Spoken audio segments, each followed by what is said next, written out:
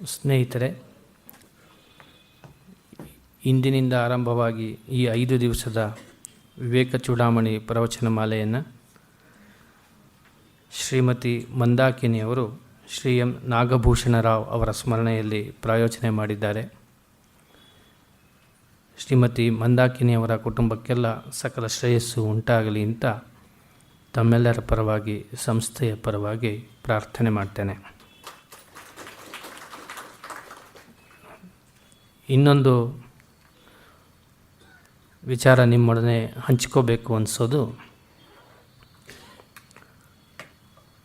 ರಾಮಕೃಷ್ಣ ಮಠದ ಒಡನಾಟ ಇರೋದರಿಂದ ಕೆಲವು ತಿಂಗಳ ಹಿಂದೆ ಒಂದು ಪ್ರಸ್ತಾಪ ಬಂತು. ವಿದೇಶದಲ್ಲಿರ್ತಕ್ಕಂತಹ ಲಂಡನ್, ಆಸ್ಟ್ರೇಲಿಯಾ ಮತ್ತು ಜರ್ಮನಿ ಕೇಂದ್ರಗಳಲ್ಲಿ ಕನ್ನಡದವರೇ ಆದಂತಹ ಯತಿಗಳು ಅಲ್ಲಿ ಜವಾಬ್ದಾರಿಯನ್ನು ವಹಿಸಿದ್ದಾರೆ.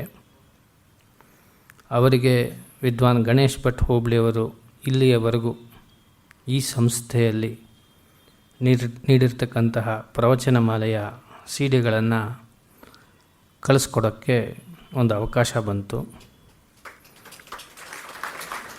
ಇಲ್ಲಿ ನೆರೆದಿರ್ತಕ್ಕಂಥ ಮೋಕ್ಷಗುಂಡಂ ಚಂದ್ರಶೇಖರ್ ಅವರು ಕೂಡ ಅದಕ್ಕೆ ಸಹಕಾರ ಮಾಡಿದರು.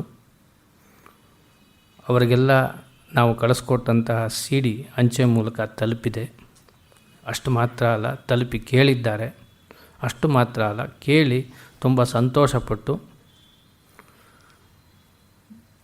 ಈ ಒಂದು ಸೌಲಭ್ಯ ಸೌಕರ್ಯ ಆ ದೇಶಗಳಲ್ಲಿ ಇಲ್ಲ ಅನ್ನೋ ಮಾತನ್ನು ಕೂಡ ಹೇಳಿ, ಸಾಧನೆಯ ದೃಷ್ಟಿಯಿಂದ ತುಂಬ ಉಪಯುಕ್ತವಾಗಿದೆ.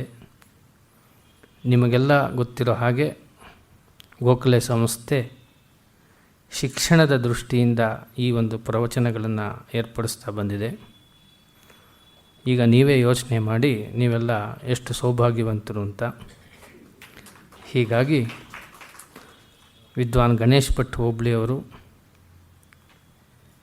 ತಮ್ಮ ಅತ್ಯಂತ ಬಿಡುವಿಲ್ಲದ ಸಮಯದಲ್ಲೂ ಕೂಡ ನಮ್ಮೆಲ್ಲರ ಮೇಲಿನ ಪ್ರೀತಿಯಿಂದ ಬಂದು ಶಾಸ್ತ್ರಚಿಂತನೆಯನ್ನು ಹಂಚಿಕೊಳ್ತಾ ಇದ್ದಾರೆ. ಅದರ ಸಂಪೂರ್ಣ ಪ್ರಯೋಜನವನ್ನು ನೀವು ಪಡೆದರೆ ಸಂಸ್ಥೆಯ ಶ್ರಮ, ವಿದ್ವಾನ್ ಗಣೇಶ್ ಭಟ್ ಹೋಬಳಿಯವರ ಶ್ರಮ ಸಾರ್ಥಕವಾಗುತ್ತೆ ಅಂತ ಹೇಳಿ, ವಿದ್ವಾನ್ ಗಣೇಶ್ ಭಟ್ ಹೋಬಳಿಯವರಿಗೆ ತಮ್ಮೆಲ್ಲರ ಪರವಾಗಿ, ಸಂಸ್ಥೆಯ ಪರವಾಗಿ ಭಕ್ತಿಪೂರ್ವಕ ಸ್ವಾಗತವನ್ನು ಕೋರಿ ತಮ್ಮ ಚಿಂತನೆಯನ್ನು ಆರಂಭಿಸಬೇಕು ಅಂತ ಪ್ರಾರ್ಥನೆ ಮಾಡ್ತೀನಿ.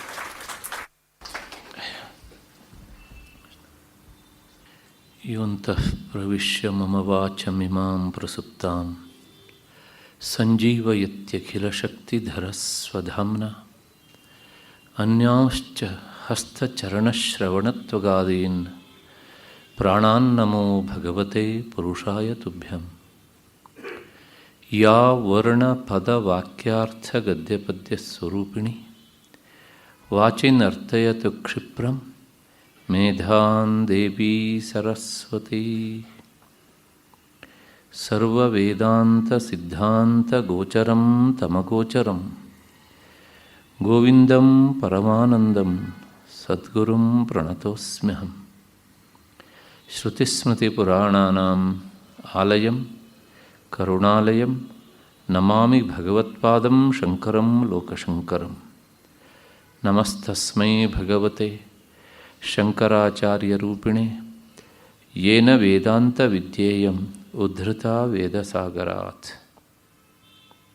ಸದಾತ್ಮಧ್ಯಾನನಿರತಂ ವಿಷಯೇಭ್ಯಃ ಪರಾಂಗುಖಂ ನೌಮಿ ಶಾಸ್ತ್ರೇಷು ನಿಷ್ಣಾತಂ ಚಂದ್ರಶೇಖರ ಭಾರತೀಂ. ನನ್ನ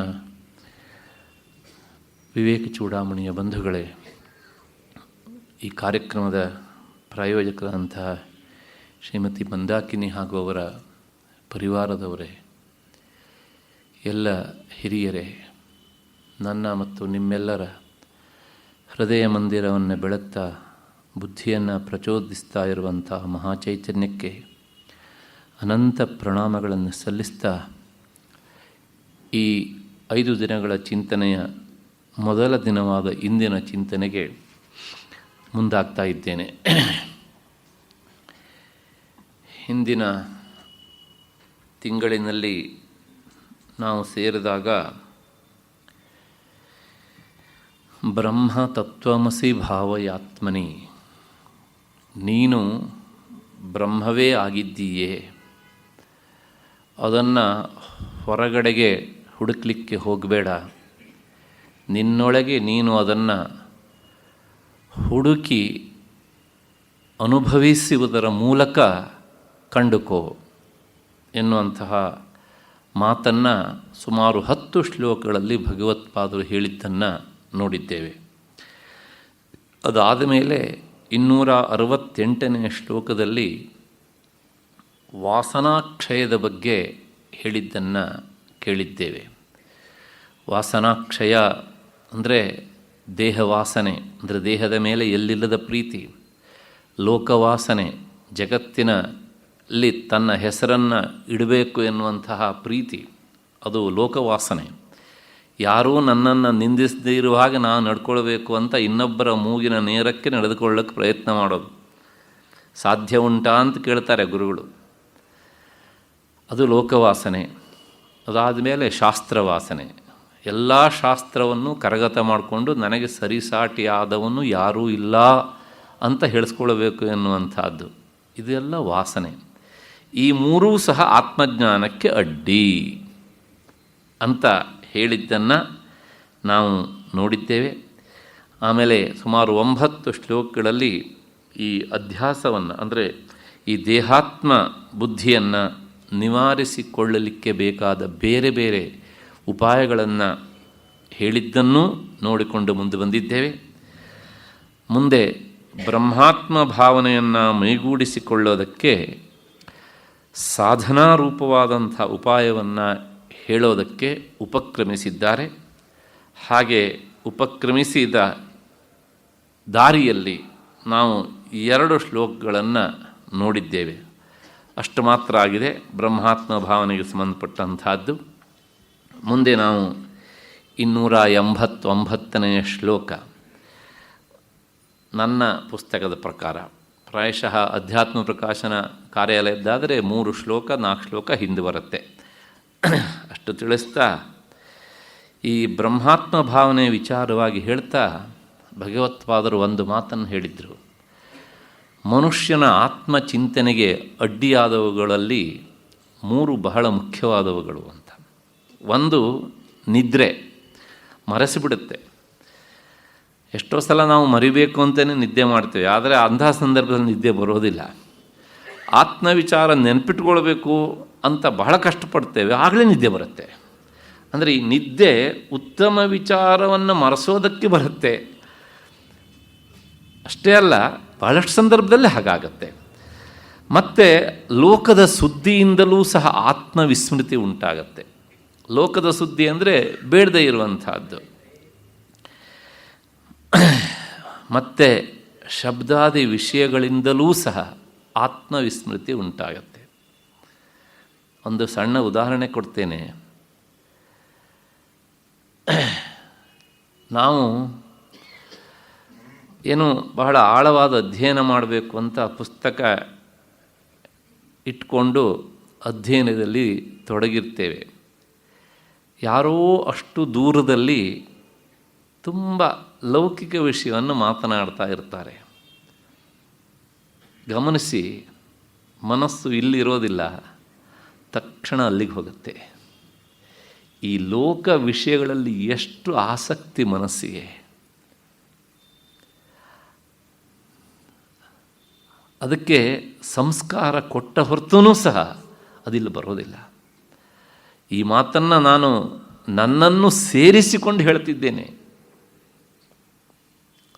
ಹಾಗಾಗಿ ಈ ಆತ್ಮವಿಸ್ಮೃತಿಗೆ ಇಷ್ಟೆಲ್ಲ 3 ಸಾಕು, ಜಾಸ್ತಿ ಬೇಡ. ಈ 3ರಲ್ಲಿ ನಾವು ಯಾವುದನ್ನು ಬಿಟ್ಟಿದ್ದೇವೆ ಹೇಳಿ ನೋಡೋಣ. ನಿದ್ರೆ, ಮತ್ತು ಲೋಕದ ಸುದ್ದಿ ತುಂಬ ಇಷ್ಟ. ಅದು ನಮಗೆ ಒಂದು ಹೊತ್ತು ಊಟನಾರು ಬಿಟ್ಟೆವು, ಆದರೆ ಲೋಕ ಸುದ್ದಿಯನ್ನು ಮಾತ್ರ ಬಿಡೋಕ್ಕಾಗೋದಿಲ್ಲ ನಮ್ಮ ಹತ್ರ. ಮತ್ತು ಶಬ್ದಾದಿ ವಿಷಯಗಳಲ್ಲಿ, ಶಬ್ದಾದಿ ವಿಷಯ ಅಂದರೆ ಶಬ್ದ, ಸ್ಪರ್ಶ, ರೂಪ, ರಸ, ಗಂಧ, ಈ 5 ಇವುಗಳಿಗೆ ನಾವು ಸುಖ ಅಂತ ನಾವೇ ಫಲಕವನ್ನು ಅಂಟಿಸ್ಕೊಂಡಿದ್ದೇವಲ್ಲ. ಹಾಗಾಗಿ ಈ 5ರಲ್ಲಿ ಓಲಾಡ್ತಾ ಆತ್ಮವಿಸ್ಮೃತಿಯನ್ನು ನಾವು ಮಾಡಿಕೊಳ್ತೇವೆ. ಆದ್ದರಿಂದ ಆತ್ಮವಿಸ್ಮೃತಿ ಅಂದರೆ ಈ 3ರ ಬಗ್ಗೆ ಕಿಂಚಿತ್ತೂ ನೀನು ಲಕ್ಷ್ಯವನ್ನು ಕೊಡದೆ ನಿನ್ನ ಆತ್ಮಸ್ವರೂಪವನ್ನು ನಿನ್ನ ಬುದ್ಧಿಯಲ್ಲೇ ತಿಳಿದುಕೋ ಎನ್ನುವಂಥದ್ದನ್ನು 287ನೇ ಶ್ಲೋಕದಲ್ಲಿ ಹೇಳಿದರು. ಅದಾದಮೇಲೆ ಮತ್ತೆ ಸ್ವಲ್ಪ ಒಂದು ಭಯಾನಕವಾದ ಮಾತನ್ನು ಸಹ ಹೇಳಿದರು. ಈ ದೇಹ ತಂದೆ ತಾಯಿಯರ ಮಲದಿಂದ ಹುಟ್ಟಿದ್ದು ಅಂತ. ಸತ್ಯವಾದ ಮಾತು. ಯಾಕೆಂದರೆ ದೇಹದಿಂದ ಏನು ಬಂದರೂ ಸಹ ಅದು ಮಲವೇ ಅಲ್ವಾ. ದೇಹಕ್ಕೆ ಹಾಕುವಾಗ ಶುದ್ಧವಾಗಿರುತ್ತದೆ, ಆ ದೇಹದಿಂದ ಹೊರಬರುವಾಗ ಮಲವಾಗಿ ಈಚೆ ಬರ್ತದೆ. ಹಾಗೆ ಬರುವಂಥ ಮಲಗಳಲ್ಲಿ ಈ ದೇಹವೂ ಸಹ ಒಂದು ಅಂತ ಹೇಳಿ, ಈ ಶರೀರವನ್ನು ನೀನು ದೂರ ಇಟ್ಟುಬಿಡು ಅಂದರೆ ಇದ್ರ ಬಗ್ಗೆ ಹಚ್ಚಿಕೊಳ್ಳಲಿಕ್ಕೆ ಹೋಗಬೇಡ ಅಂತ. ಮತ್ತು ಈಗ 289ನೇ ಶ್ಲೋಕವನ್ನು ನಾವು ನೋಡಬೇಕು. ಇದಿಷ್ಟು ಹಿಂದಿನ ಉಪನ್ಯಾಸಕ್ಕೆ ಸೇರಿಸಿಕೊಂಡು ನಾವು ಸಂಬಂಧವನ್ನು ಕಲ್ಪಿಸಿಕೊಳ್ಬೇಕು. 289ನೇ ಶ್ಲೋಕ. ಘಟಾಕಾಶಂ ಮಹಾಕಾಶ ಇವಾತ್ಮಾನಂ ಪರಾತ್ಮನಿ ವಿಲಾಪ್ಯ ಅಖಂಡಭಾವೇನ ತೂಷ್ಣೀಂಭವ ಸದಾ ಮುನೆ. ಘಟಾಕಾಶಂ ಮಹಾಕಾಶೇ ಇವ ಆತ್ಮಾನಂ ಪರಾತ್ಮನಿ ವಿಲಾಪ್ಯ ಅಂಡಭಾವೇನ ತೂಷ್ಣೀಂಭವ ಸದಾ ಮುನೆ. ನಾನು 2 ಸಲ ಓದುವವಳು ಒಂದೊಂದು ರೀತಿ ಓದಿದ್ದೇನೆ. ಘಟಾಕಾಶಂ ಅಂತ ಹೇಳಿ ಮೊದಲನೇ ಸಲ ಮಹಾಕಾಶ ಅಂತ ಹೇಳಿದ್ದೇನೆ, 2ನೇ ಸಲ ಹೇಳಬೇಕಿದ್ರೆ ಮಹಾಕಾಶೇ ಅಂತ ಹೇಳಿದ್ದೇನೆ. ಏನು 2 ಸಲ ಹೀಗೆ ಬೇರೆ ಬೇರೆ ಹೇಳಿದ್ರಲ್ಲ ಅಂದರೆ 2 ಸರಿ.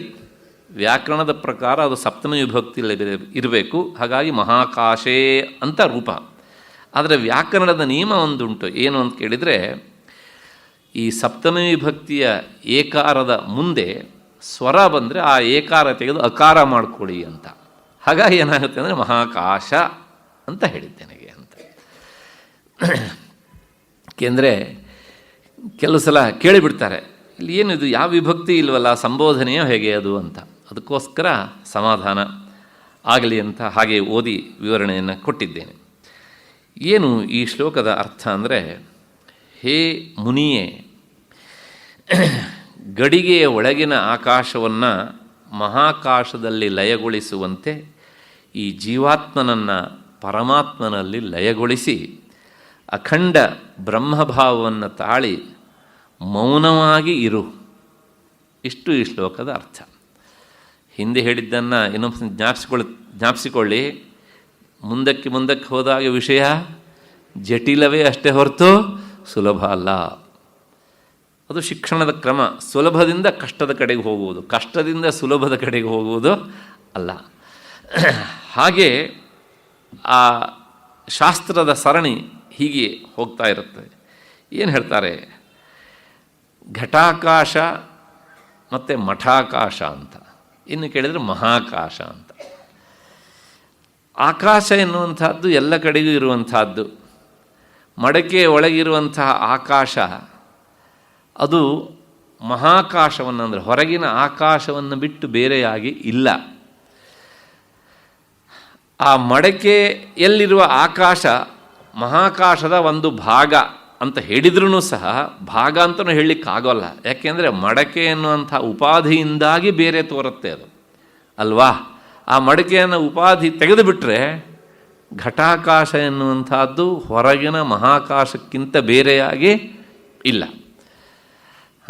ಈಗ ಪ್ರಶ್ನೆ ಇಷ್ಟೇ, ಮಡಕೆಯನ್ನು ಒಡೆದ ಮೇಲೆ ಘಟಾಕಾಶ ಮತ್ತು ಮಹಾಕಾಶ ಒಂದಾಗ್ತವೆ. ಮಡಕೆ ಇರುವಷ್ಟು ಹೊತ್ತು ಘಟಾಕಾಶ ಮಹಾಕಾಶ ಬೇರೆ ಬೇರೆಯೇ ಅಲ್ವಾ ಅಂದರೆ ಇದು ನಮ್ಮ ಕಲ್ಪನೆ. ಯಾಕೆ ಕೇಳಿದರೆ ನೋಡಿ, ಘಟಾಕಾಶವೂ ಸಹ ಘಟ ಇರುವ ಕಾಲದಲ್ಲಿಯೂ ಸಹ ಮಹಾಕಾಶಕ್ಕಿಂತ ಬೇರೆಯಾಗಿತ್ತೋ ಅಥವಾ ಅದರ ಜೊತೆಗೆ ಒಂದಾಗಿತ್ತೋ? ಇನ್ನೊಂದು ಸಲ ಹೇಳ್ತೇನೆ, ಘಟಾಕಾಶವೂ ಸಹ ಘಟ ಇರುವ ಕಾಲದಲ್ಲೂ ಮಹಾಕಾಶಕ್ಕಿಂತ ಬೇರೆಯಾಗಿ ಇತ್ತೋ ಅದೇ ಆಗಿ ಇತ್ತೋ? ಅದೇ ಆಗಿ ಇತ್ತು. ಆ ಅದೇ ಆಗಿ ಇತ್ತು ಎನ್ನುವಂಥ ದೃಢ ನಿರ್ಧಾರ ತೆಗೆದುಕೊಳ್ಳುವುದೇ ದೇಹ ಇದ್ದಾಗಲೇ ಜ್ಞಾನವನ್ನು ಪಡೆದು ಜೀವನ್ಮುಕ್ತಿಗೆ ಹೋಗುವುದು ಅಷ್ಟೇ. ಮಡಕೆ ಒಡೆದ ಮೇಲೆ ಅದು ಒಂದಾಗ್ತದೆ ಅನ್ನೋದು ಎಲ್ಲರಿಗೂ ಗೊತ್ತಾಗ್ತದೆ, ಚಿಕ್ಕ ಮಕ್ಕಳಿಗೆ ಗೊತ್ತಾಗ್ತದೆ. ಆದರೆ ವಿಚಾರ ಮಾಡಿದಾಗ ಮಡಿಕೆ ಇದ್ದಾಗಲೂ ಸಹ ಮಡಕೆಯ ಒಳಗಿರುವ ಆಕಾಶ ಹೊರಗಿನ ಆಕಾಶಕ್ಕಿಂತ ಬೇರೆ ಅಲ್ಲ. ಹಾಗೆ ಬೇರೆ ಆಗುವಂತಿದ್ದರೆ ಇಲ್ಲಿ ಮಡಿಕೆಯನ್ನು ಇಟ್ಟು ಆ ಮಡಿಕೆಯನ್ನು ಅಲ್ಲಿ ತೆಗೆದುಕೊಂಡು ಹೋದರೆ ಆಗ ಈ ಆಕಾಶ ಅಲ್ಲಿ ಹೋಗ್ತಾ ಇರಲಿಲ್ಲ. ಯಾಕೆಂದರೆ ಇಲ್ಲಿನ ಘಟ ಸ್ಥಳಭೇದದಿಂದ ಬೇರೆ, ಅಲ್ಲಿನ ಘಟ ಸ್ಥಳಭೇದದಿಂದ ಬೇರೆ ಅಲ್ವಾ? ಹಾಗಾಗಿ ಈ ಘಟಾಕಾಶ ಹೊರಗಿನ ಮಹಾಕಾಶಕ್ಕಿಂತ ಬೇರೆ ಅಲ್ಲ ಎನ್ನುವಂತಹ ನಿರ್ಧಾರವನ್ನು ಮಾಡಿ ಲಯಗೊಳಿಸು. ಅಂದರೆ ಓಹೋ, ಈ ಜೀವಾತ್ಮ ಪರಮಾತ್ಮನಿಗಿಂತ ಬೇರೆ ಅಲ್ಲ. ಜೀವಾತ್ಮ ಅಂದರೆ ಏನು? ಬುದ್ಧಿ ಎನ್ನುವಂಥ ಮಡಕೆಯ ಒಳಗೆ ಪ್ರತಿಬಿಂಬಿತನಾದ ಚೈತನ್ಯ. ಪ್ರತಿಬಿಂಬಿತನಾದ ಅಂತ ಹೇಳಿದ ತಕ್ಷಣ ಬಿಂಬ ಒಂದು ಇರಲೇಬೇಕಾ? ಬಿಂಬ ಯಾರು? ಪರಮಾತ್ಮ, ಅವನ ಚೈತನ್ಯ. ಅದು ಇಲ್ಲಿ ಪ್ರತಿಬಿಂಬಿತವಾಗಿದೆ. ಹಾಗಾಗಿ ಈ ಪ್ರತಿಬಿಂಬ ಎನ್ನುವಂತಹದ್ದು ಬಿಂಬವನ್ನು ಬಿಟ್ಟು ಬೇರೆಯಾಗಿ ಇಲ್ಲ. ಹೇಗೆ ಅಂದರೆ ಘಟದ ಒಳಗಿನ ಆಕಾಶ ಹೊರಗಿನ ಮಹಾಕಾಶವನ್ನು ಬಿಟ್ಟು ಬೇರೆಯಾಗಿ ಹೇಗೆ ಇಲ್ಲವೋ ಹಾಗೆ.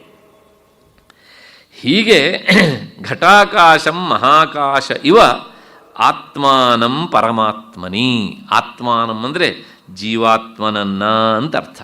ಬುದ್ಧಿ ಎನ್ನುವಂಥ ಉಪಾಧಿಯಿಂದ ಬೇರೆಯಾಗಿ ತೋರ್ತಾ ಇರುವಂಥ ಜೀವನನ್ನು ಆ ಮಹಾಕಾಶ ಸ್ಥಾನೀಯನಾದ ಪರಮಾತ್ಮನಲ್ಲಿ ಲಯಗೊಳಿಸು. ಲಯಗೊಳಿಸಿದ ಮೇಲೆ ವಿಲಾಪ್ಯ ನೀನು ಹೇಗಿರಬೇಕು? ಅಖಂಡ ಭಾವೇನ ತೂಷ್ಣೀಂ ಭವ. ಓಹೋ, ನಾನು ಆ ಪರಮಾತ್ಮನಿಗಿಂತ ಬೇರೆ ಅಲ್ಲ. ಎಲ್ಲಿಯವರೆಗೆ ಈ ದೇಹದಲ್ಲಿ ನನಗೆ ಅಭಿಮಾನ ಇರುತ್ತೋ ಅಲ್ಲಿಯವರೆಗೆ ಅದಕ್ಕೆ ಕಾರಣವಾದಂಥ ಬುದ್ಧಿ ಅನ್ನುವಂಥ ಉಪಾಧಿಯಲ್ಲಿ ಪ್ರತಿಬಿಂಬಿತನಾದಂಥ ಚೈತನ್ಯದಿಂದ ನಾನು ಪರಮಾತ್ಮನಿಗಿಂತ ಬೇರೆಯಾಗಿ ತೋರ್ತಾ ಇದ್ದೆ. ಆದರೆ ಮೂಲತಃ ಅದಕ್ಕಿಂತ ನಾನು ಬೇರೆ ಅಲ್ಲ ಅಂತಾದಮೇಲೆ ನಾನು ಖಂಡನಲ್ಲ, ನಾನು ಅಖಂಡ. ಇದನ್ನು ನಿರಂತರ ಯೋಚಿಸು, ನಿರಂತರ ಮನನ ಮಾಡು, ನಿಧಿಧ್ಯಾಸನ ಮಾಡು. ಅದೇ ತಪಸ್ಸು, ಅದೇ ತಪಸ್ಸು. ಹೀಗೆ ಅಖಂಡ ಭಾವೇನ ತೂಷ್ಣೀಂಭವ ಸದಾ ಮುನೆ. ಹಾಂ, ಇಲ್ಲೊಂದು ಮಾತು ಹೇಳ್ತಾರೆ. ಇದಕ್ಕೋಸ್ಕರ ಹೀಗೆ ಯೋಚಿಸೋದಕ್ಕೆ ಏನು ಮಾಡಬೇಕು ಅಂದರೆ ತೂಷ್ಣೀಂಭವ, ಮಾತನಾಡಲಿಕ್ಕೆ ಹೋಗಬೇಡ. ಯಾವಾಗಲೂ ಅಷ್ಟೇ, ಯಾವಾಗ ಮಾತು ಕೆಲಸ ಮಾಡುತ್ತೋ ಅಂದರೆ ಬಾಯಿ ಕೆಲಸ ಮಾಡುತ್ತೋ ಒಳಗಡೆಯಿಂದ ವಿಚಾರ ನಿಂತು ಹೋಗಿಬಿಡ್ತದೆ. ಯಾವಾಗ ಮನಸ್ಸು ವಿಚಾರಕ್ಕೆ ತೊಡಗತ್ತೋ ನಿಜವಾಗಿಯೂ ಪ್ರಾಮಾಣಿಕವಾಗಿಯೂ ಆಗ ಮಾತು ನಿಂತು ಹೋಗ್ತದೆ. ಎರಡೂ ಸಹ ಆಗುವುದು ಲೌಕಿಕ ವಿಷಯದಲ್ಲಾಗತ್ತೆ, ಅಧ್ಯಾತ್ಮ ವಿಷಯದಲ್ಲಿ ಆಗುವುದಿಲ್ಲ. ಹಾಗಾಗಿ ಅದಕ್ಕೋಸ್ಕರ ನೀನು ಮಾಡಬೇಕಾದದ್ದು ಮಾತನ್ನು ನಿಲ್ಲಿಸು, ಒಳಮುಖನಾಗು, ಮೌನ ಭಾಷೆಯಿಂದ ಹುಡುಕು. ಹುಡುಕು ಅಂದರೆ ಯೋಚನೆ ಮಾಡು, ಚಿಂತನೆ ಮಾಡು, ಅಲ್ಲೇ ನಿಲ್ಲು. ಆಗ ನೀನು ಮಾತನ್ನು ಕಡಿಮೆ ಮಾಡಬೇಕು ಅಂತ ಅಂದ್ಕೊಳ್ಳದೇ ಇದ್ರೂ ಮಾತು ನಿಂತು ಹೋಗ್ಬಿಡುತ್ತೆ. ಆದ್ದರಿಂದ ಆತ್ಮವಿಚಾರಕ್ಕೆ ಮೌನ ಎನ್ನುವಂಥದ್ದು ಮಹಾಸಾಧನೆ. ಮಾಡುವವರಿಗೆ ಬರೀ ಮೌನವಿದ್ದು ಮಾತ್ರಕ್ಕೆ ಆತ್ಮವಿಚಾರ ಆಗೋದಿಲ್ಲ. ನಾನು ಮೌನವಿದ್ದೇನೆ, ಆತ್ಮವಿಚಾರ ಮಾಡ್ತಾ ಇದ್ದೇನೆ ಅಂತ ಹೇಳಿದರೆ ನೋ. ಆತ್ಮವಿಚಾರ ಮಾಡೋದಕ್ಕೆ ಮೌನ ಸಾಧನ. ಮೌನವಿದ್ದವರೆಲ್ಲ ಆತ್ಮವಿಚಾರ ಮಾಡ್ತಾರೆ ಅಂತ ಅಲ್ಲ. ಆದ್ದರಿಂದ ನೀನು ತೂಷ್ಣೀಂಭವ ಸದಾ ಮುನೆ. ಅದಕ್ಕೋಸ್ಕರ ಶಬ್ದ ಮುನಿ ಅಂದರೆ ಮನನಶೀಲನಾದವನು ಮುನಿ. ಮೌನದಿಂದಿದ್ದೂ ಸಹ ಆತ್ಮವಿಚಾರದ ಮನನ ಮಾಡದೆ ಲೌಕಿಕ ವಿಚಾರದ ಮನನ ಮಾಡಿದರೆ ಅವನು ಲೌಕಿಕ ವಿಚಾರದ ಮುನಿ. ಆ ಆಧ್ಯಾತ್ಮ ಪಥದ ಮುನಿ ಅಲ್ಲ. ಹೀಗೆ ಭಗವತ್ಪಾದರು ಈ ಮಾತನ್ನು ಹೇಳ್ತಾ ಗೀತೆಯ ಉದಾಹರಣೆಯನ್ನು ನೆನಪಿಗೆ ತಂದುಕೊಂಡಿದ್ದನ್ನು ಗುರುಗಳು ವ್ಯಾಖ್ಯಾನದಲ್ಲಿ ಬರೀತಾರೆ. ಯಾವಾಗಲೂ ಯಾಕೆ ಆ ಸಂದರ್ಭದಲ್ಲಿ ಆತ ಮೌನದಿರ್ತಾನೆ ಅಂದರೆ, ಎರಡಿದ್ದಾಗ ಮಾತ್ರ ಮಾತನಾಡೋದಕ್ಕಾಗತ್ತೆ. ನಾನು ಮಾತನಾಡುವವನು, ನೀವು ಕೇಳುವವರು ಅಂತ. ಕೇಳುವವರೇ ಇಲ್ಲದಿದ್ದಾಗ ಮಾತನಾಡಿದರೆ ಹುಚ್ಚ ಅಂತಾರೆ ಅಲ್ವಾ? ಮತ್ತೆ ಮಾತನಾಡುವುದು ಅಂತಾದಾಗ ಕೇಳುವುದು ಅನ್ನೋದು ಒಂದಿದ್ದಾಗ ಮಾತ್ರ ಆ ಪ್ರಕ್ರಿಯೆ ನಡೆಯುತ್ತೆ. ಕೇಳುವವನು ಮಾತನಾಡುವವನು ಇಬ್ಬರೂ ಸಹ ಒಂದೇ ಅಂತಾದಾಗ ಮಾತನಾಡುವ ಕ್ರಿಯೆ ಬರುತ್ತಾ? ವಿಚಾರ ಮಾಡಿ. ಕೇಳುವವನು ಮಾತನಾಡುವವನು ಒಬ್ಬನೇ ಆದಾಗ ನಾನು ಮಾತನಾಡಬೇಕಾದ್ದಿಲ್ಲ. ಯಾಕೆಂದರೆ ಆ ಕೇಳುಗ ಮತ್ತು ಮಾತನಾಡುಗ ಇಬ್ಬರೂ ಸಹ ಬೇರೆ ಬೇರೆ ಜಾಗದಲ್ಲಿ, ಒಂದೇ ಜಾಗದಲ್ಲಿದ್ದಾರೆ. ಅವರಿಬ್ಬರೂ ಸಹ ಬೇರೆ ಬೇರೆ ಅಲ್ವೇ ಅಲ್ಲ, ಇಂದ್ರಿಯ ಭೇದದಿಂದ ಬೇರೆ ಬೇರೆ. ವಿಚಾರ ಮಾಡಿ ಅಲ್ವಾ? ಹಾಗಾಗಿ ಈ ಮಾತನಾಡುವುದು ಎರಡಿದ್ದಾಗ ಮಾತ್ರ ಸಾಧ್ಯ, ಒಂದಿದ್ದಾಗ ಆಗುವುದೇ ಇಲ್ಲ. ಅಖಂಡ ವಸ್ತು ಅಂತಾದಾಗ ಏನು ಮಾತನಾಡುವುದು? ಏನು ಮಾತನಾಡಿದರೂ ಸಹ ಅಖಂಡ ವಸ್ತುವೇ ಮಾತನಾಡಬೇಕು, ಏನು ಕೇಳಿದರೂ ಸಹ ಅಖಂಡ ವಸ್ತುವೇ ಕೇಳಬೇಕು. ಭಾಗವತದಲ್ಲಿ ಹಂಸೋಪದೇಶದಲ್ಲಿ ಆ ಚತುರ್ಮುಖ ಬ್ರಹ್ಮನಿಗೆ ಆತ್ಮವಿಚಾರವನ್ನು ಬೋಧನೆ ಮಾಡೋದಕ್ಕೆ ಹಂಸ ರೂಪದಲ್ಲಿ ಸ್ವತಃ ಪರಮಾತ್ಮನೇ ಬಂದಾಗ ಕೇಳಿದ್ನಂತೆ ಬ್ರಹ್ಮ, ನೀವು ಯಾರು ಅಂತ. ಏನು ಹೇಳೋದು ನಾವು? ಯಾಕೆಂದರೆ ನಾವು ನಿನಗಿಂತ ಬೇರೆ ಅಲ್ಲದೇ ಇದ್ದರಿಂದ ನಾವು ಯಾವ ಹೆಸರಿಂದ ಹೇಳಬೇಕು ನಿನಗೆ ನಮ್ಮ ಅಡ್ರೆಸ್ಸನ್ನು ಅಂತ ಕೇಳಿದ್ರಂತೆ ಅವರು. ಹಾಗೆ ಏನು ಹೇಳಿದ್ರು? ಅವರು ಮಾತನೇ ಆಡಲಿಲ್ಲ. ಹಾಗಾಗಿ ತೂಷ್ಣೀಂ ಭವ ಮುನೇ, ಸದಾ ಭವ ತೂಷ್ಣೀಂ, ನೀನು ಯಾವಾಗಲೂ ಸಹ ಮೌನದಿಂದ ಇರು. ಅಂದರೆ ಮೌನದಿಂದ ಇದ್ದು ಹೋಗತ್ತೆ ಆ ಸಂದರ್ಭದೊಳಗೆ ಹೀಗೆ ಅಂತ. ಇಷ್ಟು ಈ 189ನೇ ಶ್ಲೋಕದ ಅರ್ಥ. ಇದನ್ನೇ ಭಗವದ್ಗೀತೆಯಲ್ಲಿ ಹೇಳ್ತಾನೆ ಕೃಷ್ಣ, ಏತದ್ ಬುದ್ಧ್ವಾ ಬುದ್ಧಿಮಾನ್ ಸ್ಯಾತ್ ಕೃತಕೃತ್ಯಶ್ಚ ಭಾರತ. ಇದನ್ನು ತಿಳಿದ ಆದಮೇಲೆ ಬುದ್ಧಿವಂತನಾದವನು ಕೃತಕೃತ್ಯ, ಟುಡೇ ಐ ಆಮ್ ಸಕ್ಸಸ್ಫುಲ್ ಅನ್ನೋ ತರಹ ಆತ ತೂಷ್ಣೀಂ ಸುಮ್ಮನೆ ಇದ್ದು ಬಿಡ್ತಾನೆ. ಕೃತಕೃತ್ಯನಾದವನಿಗೆ ಮಾತನಾಡಬೇಕಾದದ್ದು ಇಲ್ಲ. ಅಂದರೆ ತಾನು ಪಡಿಬೇಕಾದದ್ದನ್ನು ಪಡೆದಾಗ ಇನ್ನು ಮಾತನಾಡುವಂಥದ್ದು ಏನೂ ಇಲ್ಲ. ಹೀಗೆ ಅಷ್ಟು ಹಿನ್ನೆಲೆಯಲ್ಲಿ ಈ ಶ್ಲೋಕದ ಅರ್ಥ ಸಾಕು ಅಂತ ಅಂದ್ಕೊಂಡು ಮುಂದೆ 290ನೇ ಶ್ಲೋಕದತ್ತ ಹೋಗೋಣ. ಸ್ವಪ್ರಕಾಶಮಧಿಷ್ಠಾನಂ ಸ್ವಯಂಭೂಯ ಸದಾತ್ಮನ ಬ್ರಹ್ಮಾಂಡಮಪಿ ಪಿಂಡಾಂಡಂ ತ್ಯಜ್ಯತಾಂ ಮಲಭಾಂಡವತ್. ಇನ್ನೊಂದು ಸಲ, ಸ್ವಪ್ರಕಾಶಂ ಅಧಿಷ್ಠಾನಂ ಸ್ವಯಂಭೂಯ ಸದಾತ್ಮನ ಬ್ರಹ್ಮಾಂಡಮಪಿ ಪಿಂಡಾಂಡಂ ತ್ಯಜ್ಯತಾಂ ಮಲಭಾಂಡವತ್. ಎಲ್ಲದಕ್ಕೂ ಅಧಿಷ್ಠಾನವಾದ ಮತ್ತು ತನಗೆ ತಾನೇ ಬೆಳಗುತ್ತಿರುವ ಬ್ರಹ್ಮವೇ ಸದ್ರೂಪದಿಂದ ನೀನಾಗಿ ಬ್ರಹ್ಮಾಂಡವನ್ನು ಮತ್ತು ಈ ಪಿಂಡಾಂಡವನ್ನು ಮಲಪೂರ್ಣವಾದ ಪಾತ್ರೆಯನ್ನು ಬಿಡುವಂತೆ ಬಿಟ್ಟು ಬಿಡು, ಹಚ್ಕೊಳ್ಳಿಕ್ಕೆ ಹೋಗಬೇಡ. ಅಂದರೆ ಇದರ ಬಗ್ಗೆ ಮತ್ತೆ ಮತ್ತೆ ಸ್ಮರಿಸಲಿಕ್ಕೆ ಹೋಗಬೇಡ. ಯಾವುದನ್ನು? ಈ ಪಿಂಡಾಂಡವಾದಂತಹ ಶರೀರವನ್ನು ಅಂತ. ಇಷ್ಟು ಈ ಶ್ಲೋಕದ ಅರ್ಥ. ಸ್ವಯಂ ಪ್ರಕಾಶಮಧಿಷ್ಠಾನಂ, ಬ್ರಹ್ಮವಸ್ತು ಅಥವಾ ಆತ್ಮವಸ್ತು, ಅದು ಸ್ವಯಂ ಪ್ರಕಾಶ. ಬಹಳಷ್ಟು ಸಲ ಬಂದಿದೆ ಇದು. ನಾನಿದ್ದೇನೆ ಅನ್ನೋದಕ್ಕೆ ಯಾರೂ ಸಹ ಬೆಳಕನ್ನು ಇಟ್ಕೊಂಡು ನೋಡಬೇಕಾದದ್ದು ಇಲ್ಲ ಅಂತ ಹೇಳಿದ್ದನ್ನು ಜ್ಞಾಪಿಸ್ತಾ ಇದ್ದೇನೆ. ಸ್ವಯಂ ಪ್ರಕಾಶ ಮತ್ತು ಅದು ಸದಾ ಇರುವಂಥದ್ದು. ಅದಕ್ಕೋಸ್ಕರ ಅದನ್ನು ಸತ್ ಅಂತ ಕರೀತಾರೆ. ಸತ್ ಅಂದರೆ ಕಾಲತ್ರಯಗಳಲ್ಲೂ ಸಹ ಅಬಾಧಿತವಾಗಿರುವಂಥದ್ದು. ಮತ್ತು ಅಧಿಷ್ಠಾನಂ, ಅಧಿಷ್ಠಾನ ಅಂದರೆ ಅದು ಎಲ್ಲದಕ್ಕೂ ಸಹ ಆಶ್ರಯ ಅಂತ ಅರ್ಥ.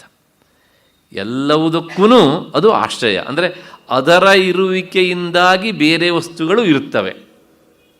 ಈಗ ಇದು ಇದೆ, ಇದಕ್ಕೆ ಇದು ಅಧಿಷ್ಠಾನ. ಟೇಬಲ್ಲಿಗೆ ಅಧಿಷ್ಠಾನ ಈ ವೇದಿಕೆ. ಮತ್ತು ಈ ವೇದಿಕೆಯ ಅಧಿಷ್ಠಾನ ಈ ನೆಲ. ಹಾಗೆ ಎಲ್ಲವುದಕ್ಕೂ ಸಹ ಆಶ್ರಯ ಯಾವುದು ಕೇಳಿದರೆ ಆತ್ಮವಸ್ತು, ಅದು ಸರ್ವಾಧಿಷ್ಠಾನ ಅಂತ. ಮಧ್ಯದಲ್ಲಿ ಒಂದು ಮಾತನ್ನು ಹೇಳಿಬಿಡ್ತೇನೆ. ಸಾಮಾನ್ಯವಾಗಿ ಜ್ಞಾನಿಗಳು ದೇಹ ಬಿಟ್ಟಾಗ ಅವರು ದೇಹವನ್ನು ನೆಲದಲ್ಲಿ ಸಮಾಧಿ ಮಾಡಿ ಅದನ್ನು ಅಧಿಷ್ಠಾನ ಅಂತ ಕರೀತಾರೆ. ಪ್ರಾಯಶಃ ನೀವು ಕೇಳಿರಬೇಕು ಹೀಗೆ ಅಂತ. ಸಮಾಧಿ ಅಂತ ಹೇಳ್ತಾರೆ, ಹೆಚ್ಚು ಪರಿಚಯ ಇರುವಂಥ ಶಬ್ದ ಅದು. ಅಧಿಷ್ಠಾನ ಅಂತ ಕರೀತಾರೆ. ಇದೇ ಅರ್ಥದ ಹಿನ್ನೆಲೆಯಲ್ಲಿ, ಯಾಕೆಂದರೆ ಅವನು ಜ್ಞಾನಿಯಾದ್ದರಿಂದ, ಆ ಎತ್ತರಕ್ಕೇರಿದವನಾದ್ದರಿಂದ ಅದು ಅವರ ಅಧಿಷ್ಠಾನ ಅಂತ ಒಂದರ್ಥ. ಇನ್ನೊಂದರ್ಥ, ಮತ್ತು ಅವರು ಇವತ್ತಿಗೂ ಸಹ ಸಾಧಕರಿಗೆ ಪ್ರೇರಣೆಯನ್ನು ಕೊಡುವುದರ ಮೂಲಕ ಅವರು ಆಶ್ರಯವನ್ನು ಕೊಟ್ಟಿದ್ದಾರೆ. ಆ ಅರ್ಥದಲ್ಲೂ ಸಹ ಅದು ಅಧಿಷ್ಠಾನ ಹೇಗೆ ಅಂತ ಇವತ್ತಿಗೂ ಸಹ. ಪ್ರಾಯಶಃ ನೀವು ಕೇಳಿರಬೇಕು, ಸಜ್ಜನಗಡದ ಸಮರ್ಥರ ಸಮಾಧಿಯಲ್ಲಿ ಶ್ರೀಧರ ಸ್ವಾಮಿಗಳು ತಪಸ್ಸನ್ನು ಮಾಡಿದರು ಅವರ ಅಧಿಷ್ಠಾನದಲ್ಲಿ. ಕೊನೆಗೇನಾಯಿತು ಕೇಳಿದರೆ, ಅದೊಂದು ದಿನ ಅವರ ಅಧಿಷ್ಠಾನ ಬಿರುಕು ಬಿಟ್ಟಿತು, ಒಡೆಯಿತು. ಆದರೆ ಅದರ ಮೊದಲನೇ ದಿವಸವೇ ಅವರಿಗೆ ಸಮರ್ಥರ ದರ್ಶನ ಆಯಿತು. ಶ್ರೀಧರರ ಜೀವನ ಚರಿತ್ರೆಯಲ್ಲಿ ಅದು ಬರ್ತದೆ. ಮತ್ತು ಸಮರ್ಥರ ವಿಚಾರವನ್ನು ಹೇಳಬೇಕಿದ್ದರೂ ಸಹ ಅದು ಬರುತ್ತೆ. ಪ್ರಾಯಶಃ ನಾನು ಬಹಳ ಹಿಂದೆ ಅದನ್ನು ಹೇಳಿದ್ದೇನೆ ಹೀಗೆ ಅಂತ. ಅಲ್ಲಿ ಸಮರ್ಥರ ದರ್ಶನವನ್ನು ಮಾಡಿ ಆಮೇಲೆ ಅವರು ಈಚೆಗೆ ಬಂದರು. ಅಲ್ಲಿವರೆಗೂ ಸಹ ಅವರು ಅಲ್ಲಿಯೇ ಇದ್ದರು. ಹೀಗೆ ಅಧಿಷ್ಠಾನ ಅಂದರೆ ಆಶ್ರಯ. ಇಂಥ ಎಷ್ಟೋ ಜನ ಸಾಧಕರಿಗೆ ಅವರು ಅಲ್ಲಿ ಇದ್ದು ಆಶ್ರಯವನ್ನು ಕೊಡ್ತಾರೆ, ಪ್ರೇರಕರಾಗಿ ನಿಲ್ತಾರೆ. ಈ ಅರ್ಥದ ಹಿನ್ನೆಲೆಯಲ್ಲೂ ಸಹ ಅದನ್ನು ಸಹ ಅಧಿಷ್ಠಾನ ಅಂತ ಕರೀತಾರೆ. ಎಲ್ಲವುದಕ್ಕೂ ಅಧಿಷ್ಠಾನ ಆತ್ಮವಸ್ತು ಆದ್ದರಿಂದ ಅದು ಸರ್ವಾಧಿಷ್ಠಾನ. ಮತ್ತು ಮುಂದೆ ಸ್ವಯಂಭೂತ್ವ ಸದಾತ್ಮನ, ಅದು ಎಲ್ಲವುದಕ್ಕೂ ಅಧಿಷ್ಠಾನ. ಅಂದರೆ ಯಾವ್ಯಾವುದಕ್ಕೆ? ನಮ್ಮ ಕರ್ನಾಟಕಕ್ಕ ಅಥವಾ ಭಾರತಕ್ಕ ಅಂತಂದರೆ ಇದನ್ನು ಹೇಳ್ತಾರೆ ಗುರುಗಳು, ವ್ಯಾಖ್ಯಾನ ಬರೀತಾರೆ. ಅದು ಎಷ್ಟಕ್ಕೆ ಅಧಿಷ್ಠಾನ ಅಂದರೆ, ಈ ಬ್ರಹ್ಮಾಂಡ ಚತುರ್ದಶ ಭುವನಾತ್ಮಕವಾದಂಥದ್ದು ಏನುಂಟಲ್ಲ, ಅದಿಷ್ಟಕ್ಕೂ ಸಹ ಅದು ಅಧಿಷ್ಠಾನ. ಚತುರ್ದಶ ಭುವನ ಅಂದರೆ ಏನು ಸುಮ್ಮನೆ ಹೆಸರು ಮಾತ್ರ ಹೇಳ್ತೀರಿ, ಯಾವ ಲೋಕಗಳು ಅಂತ ಯಾರೂ ಸದ್ಯ ಕೇಳಲಿಲ್ಲ ನನ್ನ. ದಿನವೂ ನಾವು ಇದನ್ನೆಲ್ಲ ಹೇಳ್ತೇವೆ ನಾವು ಪೂಜೆಯಲ್ಲಿ. ಅತಲ, ವಿತಲ, ಸುತಲ, ತಲಾತಲ, ರಸಾತಲ, ಮಹಾತಲ, ಪಾತಾಳ, ಇವಿಷ್ಟು ಕೆಳಗಿರುವಂಥವು. ಕೆಳಗೆ ಅಂದರೆ ಭೂಲೋಕ ಇಲ್ಲಿ ಬರುತ್ತೆ, ಇದಕ್ಕೆ ನಿಯರೆಸ್ಟ್ ಪಾತಾಳ. ಅತ್ಯಂತ ಕೆಳಗಿರುವುದು ಅತಲ. ಇವೆಲ್ಲ ಪಾತಾಳದ ಗುಂಪಿಗೆ ಸೇರೋದು. ಒಂದಕ್ಕಿಂತ ಕೆಳಗೆ ಇನ್ನೊಂದು, ಅದಕ್ಕಿಂತ ಕೆಳಗೆ ಇನ್ನೊಂದಿಗೆ, ಅತ್ಯಂತ ಕೆಳಗಿಂದ ಪ್ರಾರಂಭ ಮಾಡಿದ ಅತಲ, ಅತಲ, ವಿತಲ ಸರಿ. ಮತ್ತು 8 ಭೂಲೋಕ, ಭೂವರ್ಲೋಕ, ಸುವರ್ಲೋಕ, ಮಹರ್ಲೋಕ, ಜನರ್ಲೋಕ, ತಪೋಲೋಕ, ಸತ್ಯಲೋಕ. ಹೀಗೆ ಈ ಚತುರ್ದಶ ಭುವನಾತ್ಮಕವಾದಂಥದ್ದು ಏನುಂಟು ಇದು ಬ್ರಹ್ಮಾಂಡ. ಇದಕ್ಕೂ ಆಶ್ರಯ. ಈ ಬ್ರಹ್ಮಾಂಡದೊಳಗಿರುವಂಥ ಈ ಪಿಂಡಾಂಡ, ಇದಕ್ಕೂ ಅದೇ ಆಶ್ರಯ. ಆದ್ದರಿಂದ ಈ ಬ್ರಹ್ಮಾಂಡ ಮತ್ತು ಪಿಂಡಾಂಡ ಇವು ಎರಡೂ ಸಹ ಅದರಲ್ಲಿ ಆಶ್ರಯ ಪಡೆದೇವೆ ಅಂದರೆ ಇವು ಅದಲ್ಲ, ಹೌದಲ್ವೋ? ಆದ್ದರಿಂದ ಯಾಕೆಂದರೆ ಇದು ಇದರಲ್ಲಿ ಆಶ್ರಯ ಪಡೆದಿದೆ ಅಂದರೆ ಇದು ಇದಲ್ಲ. ಹಾಗಾಗಿ ಇದೆಲ್ಲವನ್ನೂ ಸಹ ನೀನು ಏನು ಮಾಡಬೇಕು? ಮಲಭಾಂಡವತ್, ಹೊಲಸು ತುಂಬಿದ ಪಾತ್ರೆ ಅಂತ ಅಂದ್ಕೊಂಡು ಉಪೇಕ್ಷೆ ಮಾಡು. ಯಾವುದನ್ನು? ಈ ದೇಹವನ್ನು. ಹೊಲಸು ತುಂಬಿದ ಪಾತ್ರೆಯಂತೆ ಅಂತ ಅಂದ್ಕೊಳ್ಳೋ ಅಂತ ವ್ಯಾಖ್ಯಾನ. ನಿಜವಾಗಿಯೂ ಇದು ಹೊಲಸು ತುಂಬಿದ್ದೇನೆ. ಆದ್ದರಿಂದ ಅದನ್ನು ನೀನು ಹಚ್ಚಿಕೊಳ್ಳಿಕ್ಕೆ ಹೋಗಬೇಡ. ಅದನ್ನು ತ್ಯಜ್ಯತಾಂ ನೈವ, ಅದನ್ನು ಬಿಟ್ಟುಬಿಡು. ಬಿಟ್ಟುಬಿಡು ಅಂದರೆ ಏನು ಸರ್, ದೂರಕ್ಕೆ ತಳ್ಳಬೇಕಾ ಹೀಗೆ ಅಂತ ನೀವು ಪ್ರಶ್ನೆ ಮಾಡ್ಬೋದು. ಬಿಡೋದು ಅಂದರೆ ಏನು? ಹೇಳ್ತಾರಲ್ಲ ಅವರೇನೋ ತಪ್ಪು ತಿಳ್ಕೊಳ್ಬೇಡಿ, ಹೆಂಡತಿ ಗಂಡನನ್ನು ಬಿಟ್ಲಂತೆ, ಅಥವಾ ಹೆಂಡತಿ ಗಂಡನನ್ನು ಬಿಟ್ಲಂತೆ, ಅಪ್ಪ ಮಗನನ್ನು ಬಿಟ್ಟನಂತೆ, ಮಗ ಅಪ್ಪನಂತ ಬಿಟ್ಟನಂತೆ. ಅಲ್ಲಿ ಏನಾಗುತ್ತೆ, ದೈಹಿಕವಾಗಿ ದೂರ ಆಗ್ತಾರೆ. ಬಿಡು ಎನ್ನುವಂತಹ ಶಬ್ದ ಪ್ರಯೋಗ. ಆದರೆ ಬಿಡುವುದು ಅನ್ನೋದಕ್ಕೆ ಅರ್ಥ ದೈಹಿಕವಾಗಿ ಅಂತಲ್ಲ, ಮಾನಸಿಕವಾಗಿ ಸ್ಮರಿಸದೇ ಇರುವುದು ಅಂತ ಅರ್ಥ. ಮಾನಸಿಕವಾಗಿ ನೀವು ಸ್ಮರಿಸದೇ ಇದ್ದರೆ ದೈಹಿಕವಾಗಿ ಎಷ್ಟು ಹತ್ತಿರದಲ್ಲಿದ್ರೂ ಸಹ ಬಿಟ್ಟಂತೆ ಅಲ್ವಾ.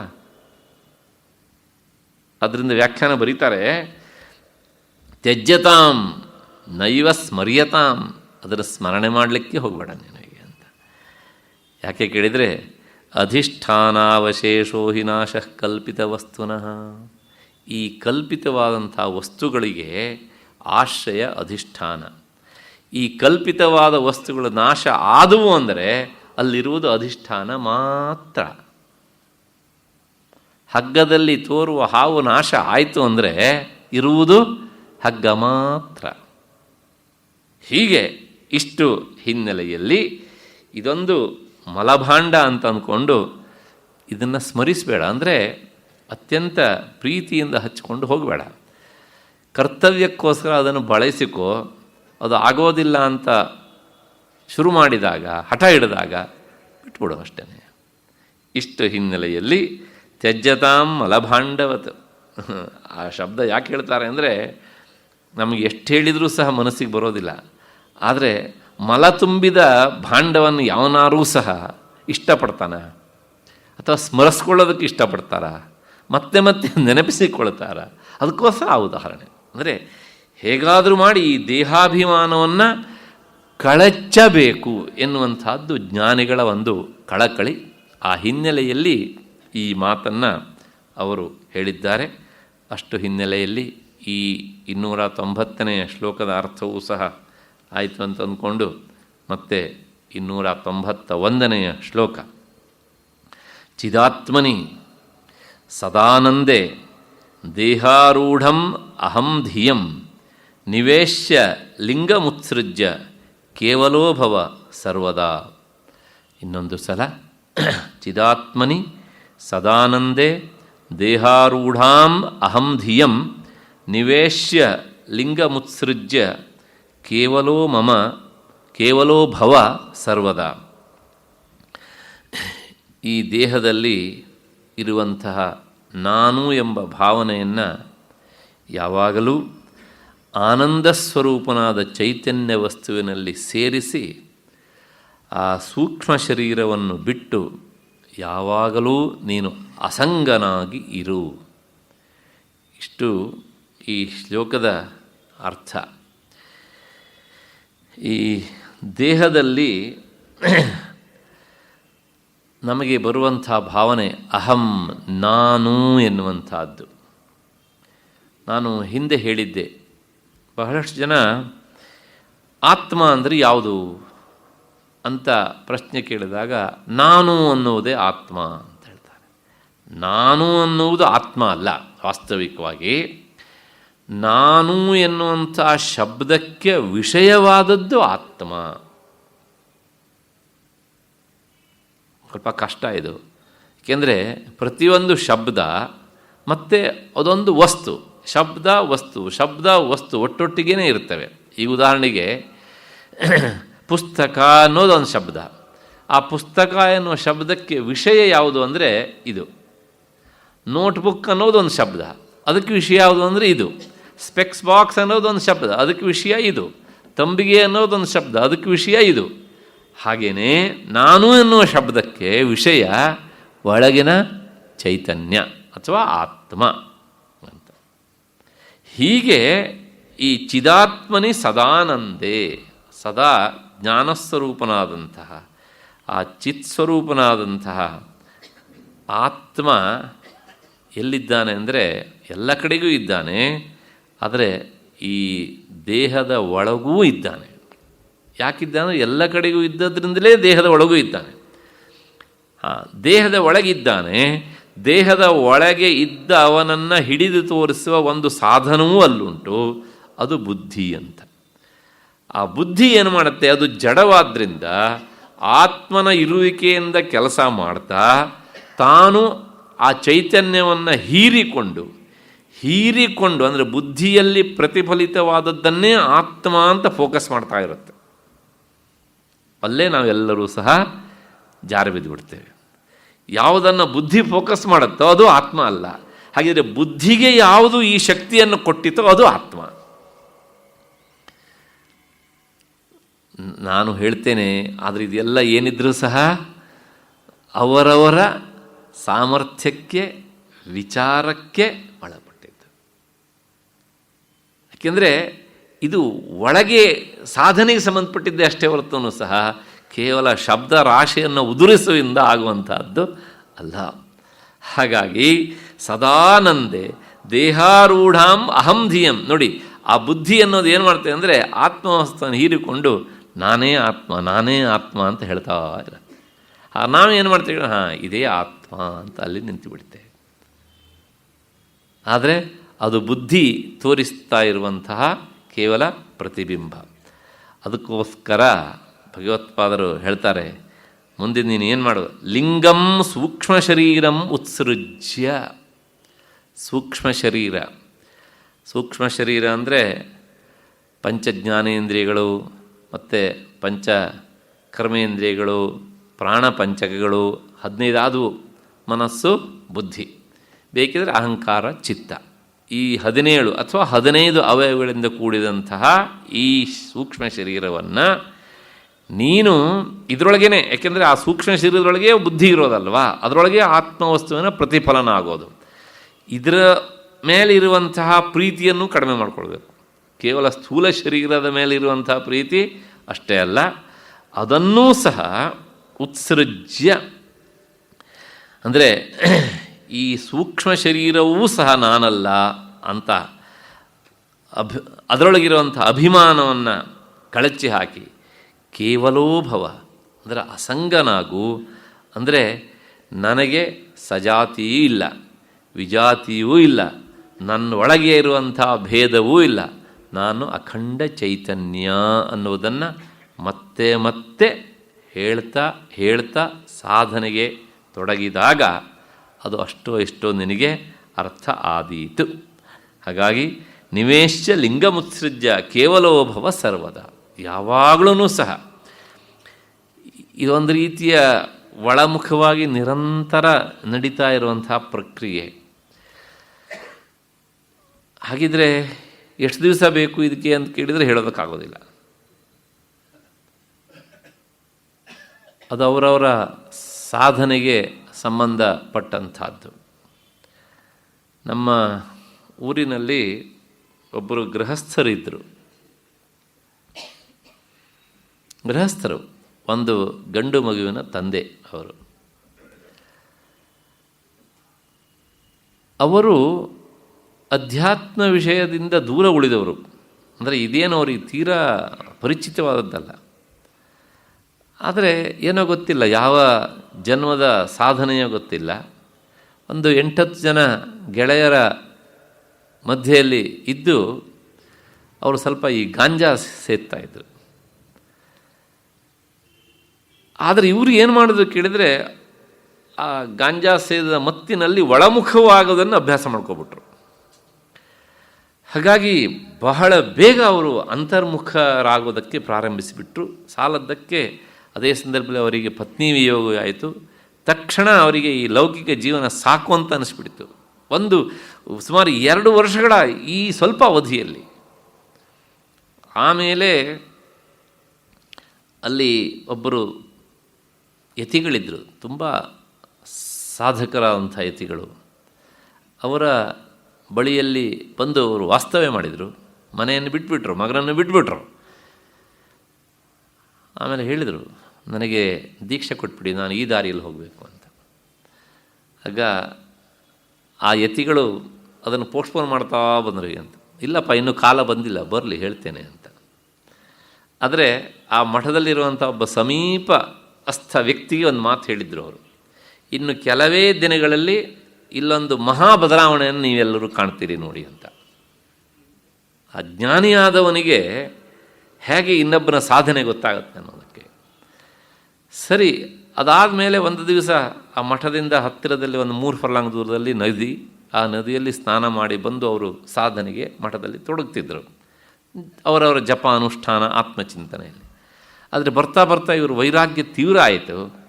ಅದೊಂದು ದಿವಸ ನದಿಯಲ್ಲಿ ಇವರೇನೇ ಏನೇನಿದೆಯೋ ದೇಹದ ಮೇಲೆ ಇದೆಯೋ ಎಲ್ಲವನ್ನೂ ಸಹ ಕಳಚಾಕಿಬಿಟ್ರು. ಕಳಚಾಕಿಬಿಟ್ರು ಅಂದರೆ ಕಳಚಿ ಹೋಯಿತು. ಹಾಗೆ ದಿಗಂಬರರಾಗಿ ಮಠದ ಹತ್ತಿರ ಬಂದು ನಿಂತು ಬಿಟ್ಟಿದ್ದಾರೆ.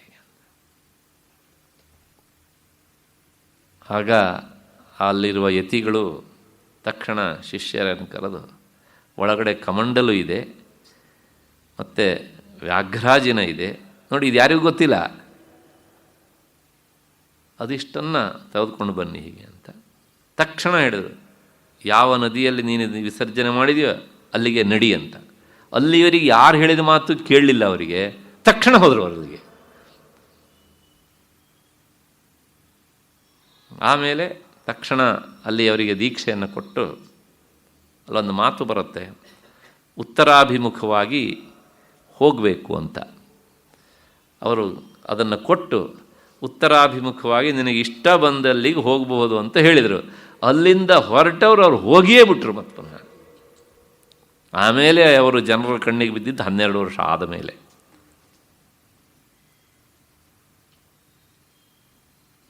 ಹಾಗಾಗಿ ಆ ತೀವ್ರವಾದಂಥ ಸಾಧನೆ ಇದ್ದವರಿಗೆ ಅದು ಬಹಳ ಬೇಗ ಒಗ್ಗಿಬಿಡುತ್ತದೆ.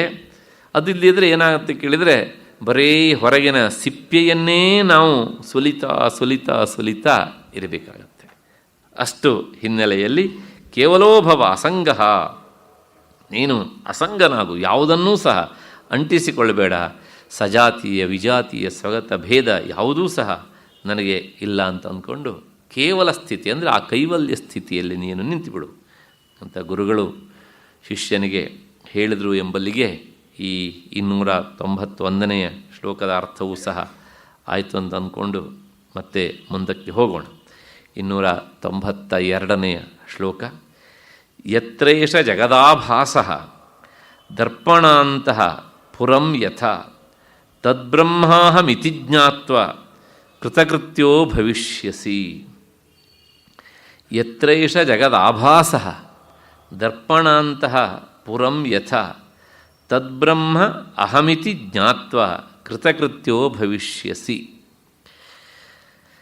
ಕನ್ನಡಿಯಲ್ಲಿ ಕಾಣುವಂತಹ ಪಟ್ಟಣದಂತೆ ಯಾವುದರಲ್ಲಿ ಅಂದರೆ ಯಾವ ಬ್ರಹ್ಮವಸ್ತುವಿನಲ್ಲಿ ಈ ಜಗತ್ತು ತೋರುತ್ತಾ ಇರುತ್ತದೆಯೋ ಆ ಬ್ರಹ್ಮವೇ ನಾನೆಂದು ತಿಳಿದುಕೊಂಡರೆ ಕೃತಕೃತ್ಯನಾಗುತ್ತೀಯೇ. ಇಷ್ಟು ಈ ಶ್ಲೋಕದ ಅರ್ಥ. ಹಿಂದೆ ದಕ್ಷಿಣಾಮೂರ್ತಿಯ ಸ್ತೋತ್ರದ ಅರ್ಥವನ್ನು ಹೇಳುವಾಗ ವಿಶ್ವಂದರ್ಪಣ ದೃಶ್ಯಮಾನ ನಗರಿ ತುಲ್ಯಂ ನಿಜಾಂತರ್ಗತಂ ಎನ್ನುವಂತಹ ಈ ಮೊದಲ ಶ್ಲೋಕವನ್ನು ಹೇಳಬೇಕಿದ್ದರೆ ನಾನು ಇದನ್ನು ಹೇಳಿದ್ದೆ. ಅದೇ ಅರ್ಥವನ್ನು ಹೇಳುವಂತಹ ಇನ್ನೊಂದು ಶ್ಲೋಕ ಇದು. ಒಂದು ಉದಾಹರಣೆ ಕೊಟ್ಟು ಅರ್ಥ ಮಾಡಿಸ್ತಾರೆ. ಇಲ್ಲಿ ವಾಸ್ತವಿಕವಾಗಿ ಏನೂ ಇಲ್ಲ. ಏನೂ ಇಲ್ಲ ಅಂದರೆ ಹೇಗೆ? ಇಲ್ಲದೇ ಇದ್ದದ್ದು ತೋರುತ್ತಾ ಅಂತ ಕೇಳಿದರೆ ಹೌದು, ಇಲ್ಲದೇ ಇದ್ದದ್ದು ತೋರುತ್ತೆ. ಯಾವುದರಲ್ಲಿ ತೋರುತ್ತೆ ಅಂದರೆ ಯಾವುದರಲ್ಲಿ ಯಾವುದೂ ಇಲ್ವೋ ಅಲ್ಲಿ ಇದ್ದ ಅಂತೆ ತೋರುತ್ತೆ ಅಂತ. ಹೇಗೆ ಅಂದರೆ ಒಂದು ನಗರ, ಆ ನಗರದ ಬಾಗಿಲಲ್ಲಿ ಒಂದು ಕನ್ನಡಿಯನ್ನು ಇಟ್ಟುಬಿಡೋಣ. ಆ ಕನ್ನಡಿ ಎಂಥದ್ದು ಕೇಳಿದರೆ ಅದು ಸ್ವಚ್ಛವಾಗಿರಬೇಕು ಒಂದು. ಎರಡನೇದಾಗಿ ಅಚ್ಛಿದ್ರ, ಅದು ಸೀಳು ಬಂದಿರಬಾರದು. ಹೀಗೆ ಅತ್ಯಂತ ಸ್ವಚ್ಛವಾದಂತಹ ಕನ್ನಡಿಯನ್ನು ಇರಿಸಿದರೆ ಆ ಕನ್ನಡಿಯನ್ನು ಪಟ್ಟಣದ ಕಡೆ ಮುಖ ಮಾಡಿಡೋಣ. ಅದರೊಳಗೆ ಅಲ್ಲಿರುವಂತಹ ಏನೇನು ತೋರ್ತವೆ ಅಂತ ಕೇಳಿದರೆ ಪಟ್ಟಣದ ಕಟ್ಟಡಗಳು ಅಲ್ವಾ, ಅಕಸ್ಮಾತ್ ನದಿಗಳಿದ್ದರೆ ನದಿಗಳು, ಹಿಂದ್ಗಡೆಗೆ ಪರ್ವತಗಳಿದ್ದರೆ ಪರ್ವತಗಳು, ಮತ್ತು ಕಾಡುಗಳಿದ್ದರೆ ಕಾಡುಗಳು, ಅಥವಾ ಕಾಡಿನ ಮರದಲ್ಲಿ ಕುಳಿತಂಥ ಪಶು ಪಕ್ಷಿಗಳು ಎಲ್ಲವೂ ಸಹ ಕಾಣುತ್ತವೆ. ಎಲ್ಲಿ? ಕನ್ನಡಿಯಲ್ಲಿ. ಆದರೆ ವಾಸ್ತವಿಕವಾಗಿ ಕನ್ನಡಿಯಲ್ಲಿ ಇದು ಯಾವುದಾದರೂ ಉಂಟಾ? ಕನ್ನಡಿಯಲ್ಲಿ ಇಲ್ಲ. ಅಂದರೆ ಇಲ್ಲದೇ ಇರುವಂತಹ ಕನ್ನಡಿಯಲ್ಲಿ ಇದ್ದಂತೆ ತೋರ್ತವೆ. ಹಾಗಿದ್ರೆ ಇದು ಯಾವ ಕನ್ನಡಿ ಅಂದರೆ ಅದೇನೇ ಆತ್ಮವಸ್ತು ಎನ್ನುವಂಥ ಕನ್ನಡಿಯಲ್ಲಿ ಈ ಎಲ್ಲ ಜಗತ್ತು ಅನ್ನೋದುಂಟಲ್ಲ ಅದು ಪ್ರತಿಫಲನ ಆಗ್ತಾ ಇರುತ್ತೆ. ಪಟ್ಟಣದ ವಸ್ತುಗಳು ಅಲ್ಲಿವೆ, ಅವು ಕನ್ನಡಿಯಲ್ಲಿ ತೋರ್ತವೆ. ಕನ್ನಡಿಯಲ್ಲಿ ವಾಸ್ತವಿಕ ಯಾವುದೂ ಸಹ ಇಲ್ಲ, ಇಲ್ಲದೇ ಇದ್ದದ್ದು ಅಲ್ಲಿ ತೋರ್ತದೆ. ಹಾಗೆಯೇ ಈ ಪ್ರಪಂಚ, ಈ ಜಗತ್ತು ಎನ್ನುವಂಥದ್ದು ಅದು ಆತ್ಮವಸ್ತುವಿನಲ್ಲಿ ತೋರ್ತಾ ಇರುತ್ತದೆ. ಪ್ರತಿಫಲನ ಅಷ್ಟೇ. ಅದನ್ನು ಹೇಳ್ತಾರೆ ಯತ್ರೈಷ ಜಗದ್ ಆಭಾಸ. ಹಾಗಾದರೆ ಕನ್ನಡಿಯಲ್ಲಿ ತೋರ್ತಾ ಇದೆಯಲ್ಲ ಅಂದರೆ ತೋರುವುದಕ್ಕೆ ಅದು ಆಭಾಸ, ಅಂದರೆ ಕೇವಲ ತೋರುವಿಕೆ. ಹೇಗೆ ಅಂದರೆ ದರ್ಪಣ ಅಂತಃಪುರಂ ಯಥಾ, ಕನ್ನಡಿಯ ಒಳಗೆ ತೋರುವ ಪಟ್ಟಣದಂತೆ. ಹಾಗಿದ್ರೆ ಇಷ್ಟೇ, ಈ ಕನ್ನಡಿ ಒಳಗೆ ತೋರ್ತದೆ. ಹಾಗೇನೆ ಈಗ ಇಲ್ಲಿ ನಾನಿದ್ದೇನೆ ಅನ್ನೋಂಥ ಅನುಭವ ಬರ್ತಾ ಉಂಟಲ್ಲ, ಈ ನಾನಿದ್ದೇನೆ ಅಂತ ಅನುಭವ ಬರುವಂತಹದ್ದು ಬುದ್ಧಿಯಿಂದ. ಈ ಬುದ್ಧಿಗೂ ಮತ್ತು ಮನಸ್ಸಿಗೂ ಅಲ್ಲಿಂದ ಬಂದ ಇಂದ್ರಿಯಕ್ಕೂ ದೇಹಕ್ಕೂ ಇದೆಲ್ಲವುದಕ್ಕೂ ಸಹ ಆಶ್ರಯವಾದಂಥ ಚೈತನ್ಯವೇ ಬ್ರಹ್ಮವಸ್ತು. ಆದ್ದರಿಂದ ಅದೇ ನನ್ನ ಸ್ವರೂಪ. ಕನ್ನಡಿಯಲ್ಲಿ ತೋರ್ತಾ ಇರುವಂಥ ಪಟ್ಟಣ ಕನ್ನಡಿ ಅಲ್ಲ. ಹಾಗಿದ್ರೆ ಆ ಕನ್ನಡಿಯಲ್ಲಿ ತೋರೋದಕ್ಕೆ ಕನ್ನಡಿ ಆಶ್ರಯ ಮಾಡಿ ಕೊಟ್ಟಿದೆಯಲ್ಲ, ಅದು ಎಲ್ಲವನ್ನೂ ತೋರಿಸ್ತದೆ. ಹಾಗೆ ಈ ಚೈತನ್ಯ ವಸ್ತು ನಾನು ನಾನು ಎನ್ನುವಂತಹ ಈ ಅಹಂಕಾರ ವೃತ್ತಿಯಿಂದ, ಬುದ್ಧಿಯಿಂದಾಗಿ ಅದು ಎಲ್ಲವನ್ನೂ ಸಹ ಬೆಳಗ್ತಾ ಇರ್ತದೆ. ಹಾಗಾಗಿ ಅದೇ ನಾನು ಅಂದರೆ ಬ್ರಹ್ಮವಸ್ತು ಕನ್ನಡಿ ಸ್ಥಾನೀಯ, ಪಟ್ಟಣ ಅದು ಕನ್ನಡಿಯೊಳಗೆ ಪ್ರತಿಬಿಂಬಿತ ಆಗಿದೆ. ಹಾಗೆ ಈ ದೇಹ, ಇಂದ್ರಿಯ, ಮನಸ್ಸು ಇವೆಲ್ಲವೂ ಸಹ ಆ ದರ್ಪಣ ಸ್ಥಾನೀಯವಾದಂಥ ಬ್ರಹ್ಮವಸ್ತುವಿನಲ್ಲಿ ತೋರ್ತಾ ಇವೆ. ಇಷ್ಟು. ಹಾಗಿದ್ರೆ ಇಲ್ಲೊಂದು ಪ್ರಶ್ನೆ ಇವಾಗ, ಕನ್ನಡಿಯಲ್ಲಿ ಇಲ್ಲದೇ ಇರೋದು ತೋರುತ್ತಾ ಅಂದರೆ ಕನ್ನಡಿಯಲ್ಲಿ ಯಾವಾಗಲೂ ಅದರೊಳಗೆ ಏನೂ ಇರೋದೇ ಇಲ್ಲ. ಬರೀ ಕನ್ನಡಿ ಇಟ್ಟು ನೋಡಿ ನೀವು, ಕನ್ನಡಿ ಒಳಗೆ ಏನಿದೆ? ಏನಾದ್ರು ಇದೆಯಾ? ಇಲ್ಲ. ಹಾಗಾಗಿ ಅದನ್ನು ಹೇಳ್ತಾರೆ ಅವರು, ಅಂತಹ ಅವರ್ತಮಾನಮಪಿ ದೃಶ್ಯತೆ. ಕನ್ನಡಿ ಒಳಗೆ ಅದು ಏನೂ ಇಲ್ಲ, ಆದರೆ ಅದು ಎಲ್ಲವನ್ನೂ ಸಹ ತೋರಿಸ್ತದೆ.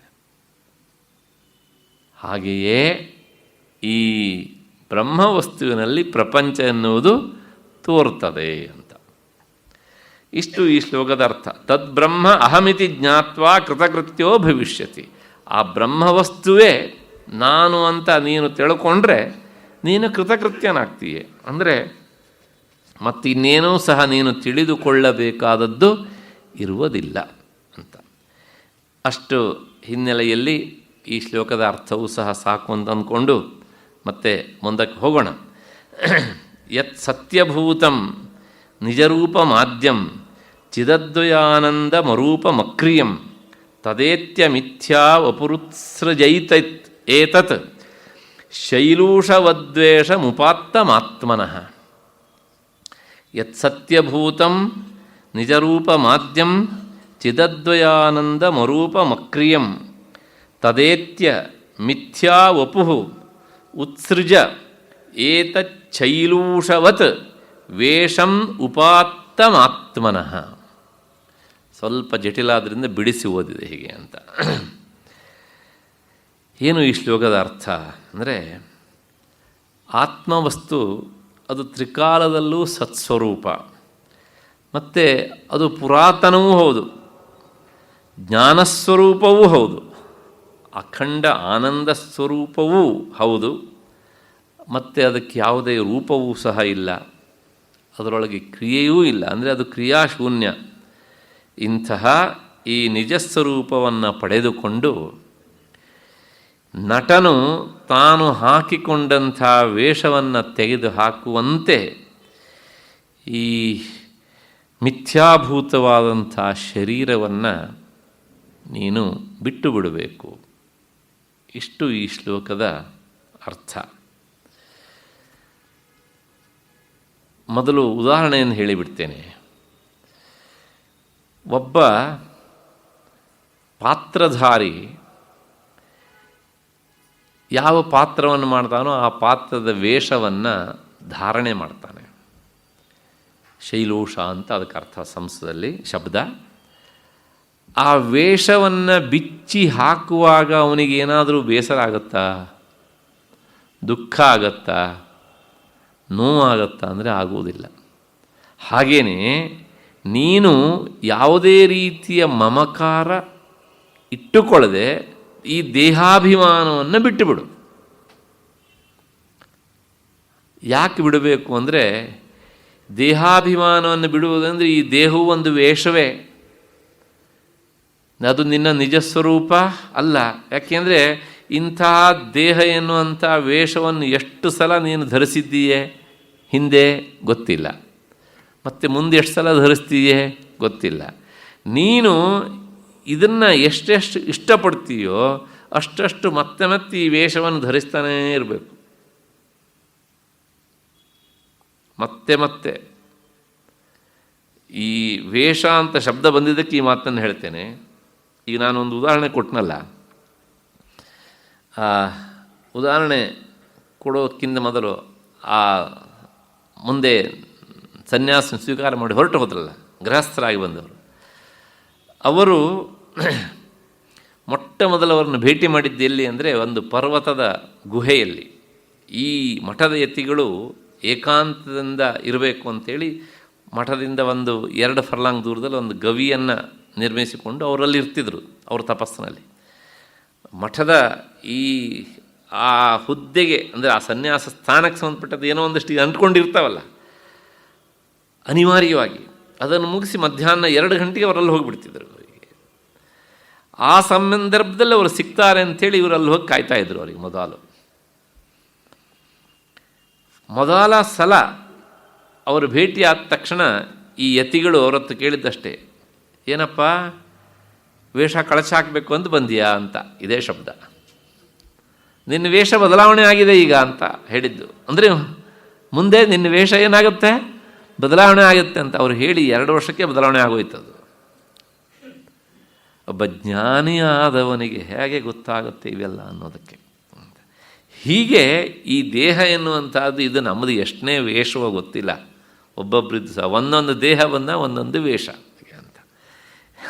ಆದ್ದರಿಂದ ಆ ಕಲಾಕಾರ ಹೇಗೆ ತನ್ನ ವೇಷವನ್ನು, ಉಡುಗೆ ತೊಡುಗೆಯನ್ನು ಯಾವುದೇ ಪ್ರೀತಿ ಇಲ್ಲದೆ ವಿಸರ್ಜಿಸಿ ಬಿಡ್ತಾನೋ, ಹಾಗೆ ನೀನು ಈ ನಿನ್ನ ದೇಹ ಎನ್ನುವಂಥ ವೇಷವನ್ನು ವಿಸರ್ಜಿಸಿ ಬಿಡು.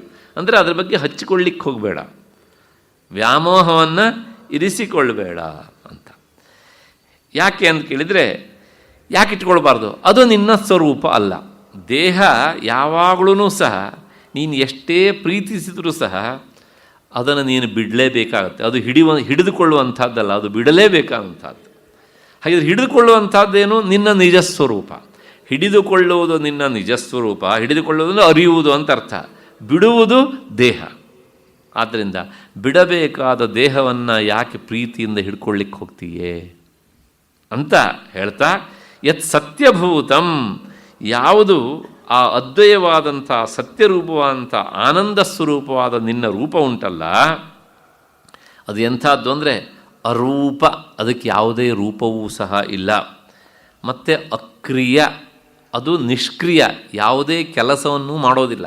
ಯಾಕೆ ಮಾಡೋದಿಲ್ಲ ಅಂತ ಕೇಳಿದರೆ, ಯಾವುದು ಎಲ್ಲ ಕಡೆಗೂ ಇರುತ್ತೋ ಅದು ಏನನ್ನೂ ಮಾಡೋದಿಲ್ಲ, ಯಾವುದು ಒಂದು ಕಡೆಗೆ ಮಾತ್ರ ಇರುತ್ತೋ ಅದು ಎಲ್ಲವನ್ನೂ ಮಾಡ್ತಾ ಇರುತ್ತೆ. ಹಾಗಾಗಿ ಅದು ನಿಷ್ಕ್ರಿಯ ಅಥವಾ ಅಕ್ರಿಯ. ಮತ್ತು ಅದು ಎಂಥದ್ದು ಅಂದರೆ ಆದ್ಯಂ, ಅತ್ಯಂತ ಆದಿಯಲ್ಲೂ ಸಹ ಇದ್ದದ್ದು. ಅಂದರೆ ಈ ಪ್ರಪಂಚ ಮೂಲದಲ್ಲಿರುವುದು ಅದೇನೇ, ಆದ್ದರಿಂದ ಆದಿ. ಮತ್ತು ಅದು ಎಂಥದ್ದು ಅಂದರೆ ಅದು ಆನಂದ ಸ್ವರೂಪ, ನಿನ್ನ ಸ್ವರೂಪ. ಆನಂದ ಸ್ವರೂಪ ಅಂತ ಹೇಳಿದ ತಕ್ಷಣ ಆ ಸ್ವ ತೆಗೆದುಬಿಡಿ, ರೂಪ ಅಂತ ಉಳಿತಲ್ಲ. ಹಾಗೆ ನನಗೇನಾದರೂ ರೂಪ ಉಂಟಾ ಅಂತ ಕೇಳಿದರೆ ಅದಕ್ಕೆ ಯಾವುದೇ ರೂಪವೂ ಸಹ ಇಲ್ಲ, ಅರೂಪ ಮತ್ತು ಅಕ್ರಿಯ. ಇಂತಹದ್ದು ನನ್ನ ರೂಪ ಅಂತ ಅಂದ್ಕೊಂಡು ಈ ದೇಹದ ಮೇಲೆ ಇರುವಂಥ ಪ್ರೀತಿಯನ್ನು ನೀನು ಕಡಿಮೆ ಮಾಡಿಕೋ ಅಂತ. ದಯವಿಟ್ಟು ಈ ಮಾತು ವಿವೇಕ ಚೂಡಾಮಣಿ ಮತ್ತೆ ಮತ್ತೆ ಬರುತ್ತೆ. ಹಾಗಿದ್ರೆ ನಾವು ದೇಹದ ಮೇಲೆ ಪ್ರೀತಿ ಇದ್ದಿದ್ದನ್ನು ಬಿಟ್ಟುಬಿಡ್ಬೇಕಾ ಅಂತ ನನ್ನ ಹತ್ರ ಕೇಳಿಬಿಡಿ. ಯಾಕೆಂದರೆ ನಾವೆಲ್ಲರೂ ಆ ಮಟ್ಟದ ಸಾಧಕರಲ್ಲ. ಹಾಗಾಗಿ ಇದು ನಮಗೆ ಹೇಳಿದ್ದಲ್ಲ. ನಾವು ಮನೆಗೆ ಹೋಗ್ಬಿಟ್ಟು ಅಡುಗೆ ಮಾಡಬೇಕಿದ್ರೆ ದೇಹ ಬೇಕೋ ಬೇಡವೋ? ಮಾಡಬೇಕೋ ಬೇಡೋ? ಇದು ಯಾರಿಗೆ ಹೇಳ್ತಾ ಇರೋದು? ಉತ್ಕಟವಾದಂತಹ ಸಾಧಕರಿಗೆ.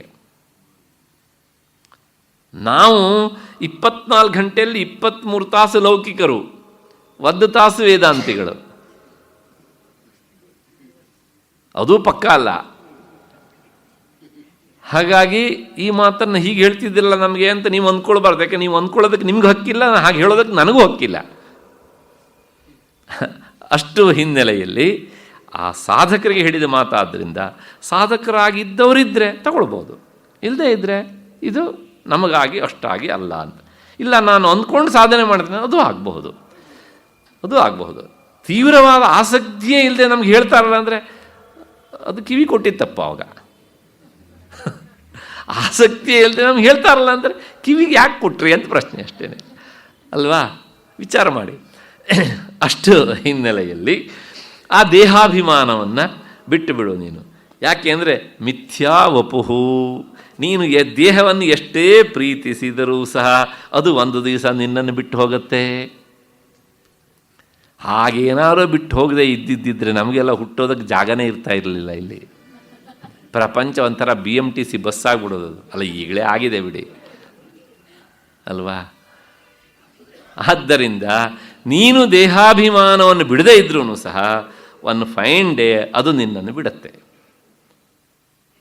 ಅದು ನಿನ್ನನ್ನು ಬಿಡುವುದಕ್ಕಿಂತ ಮೊದಲೇ ನೀನೇ ಬಿಟ್ಬಿಡಯ್ಯ.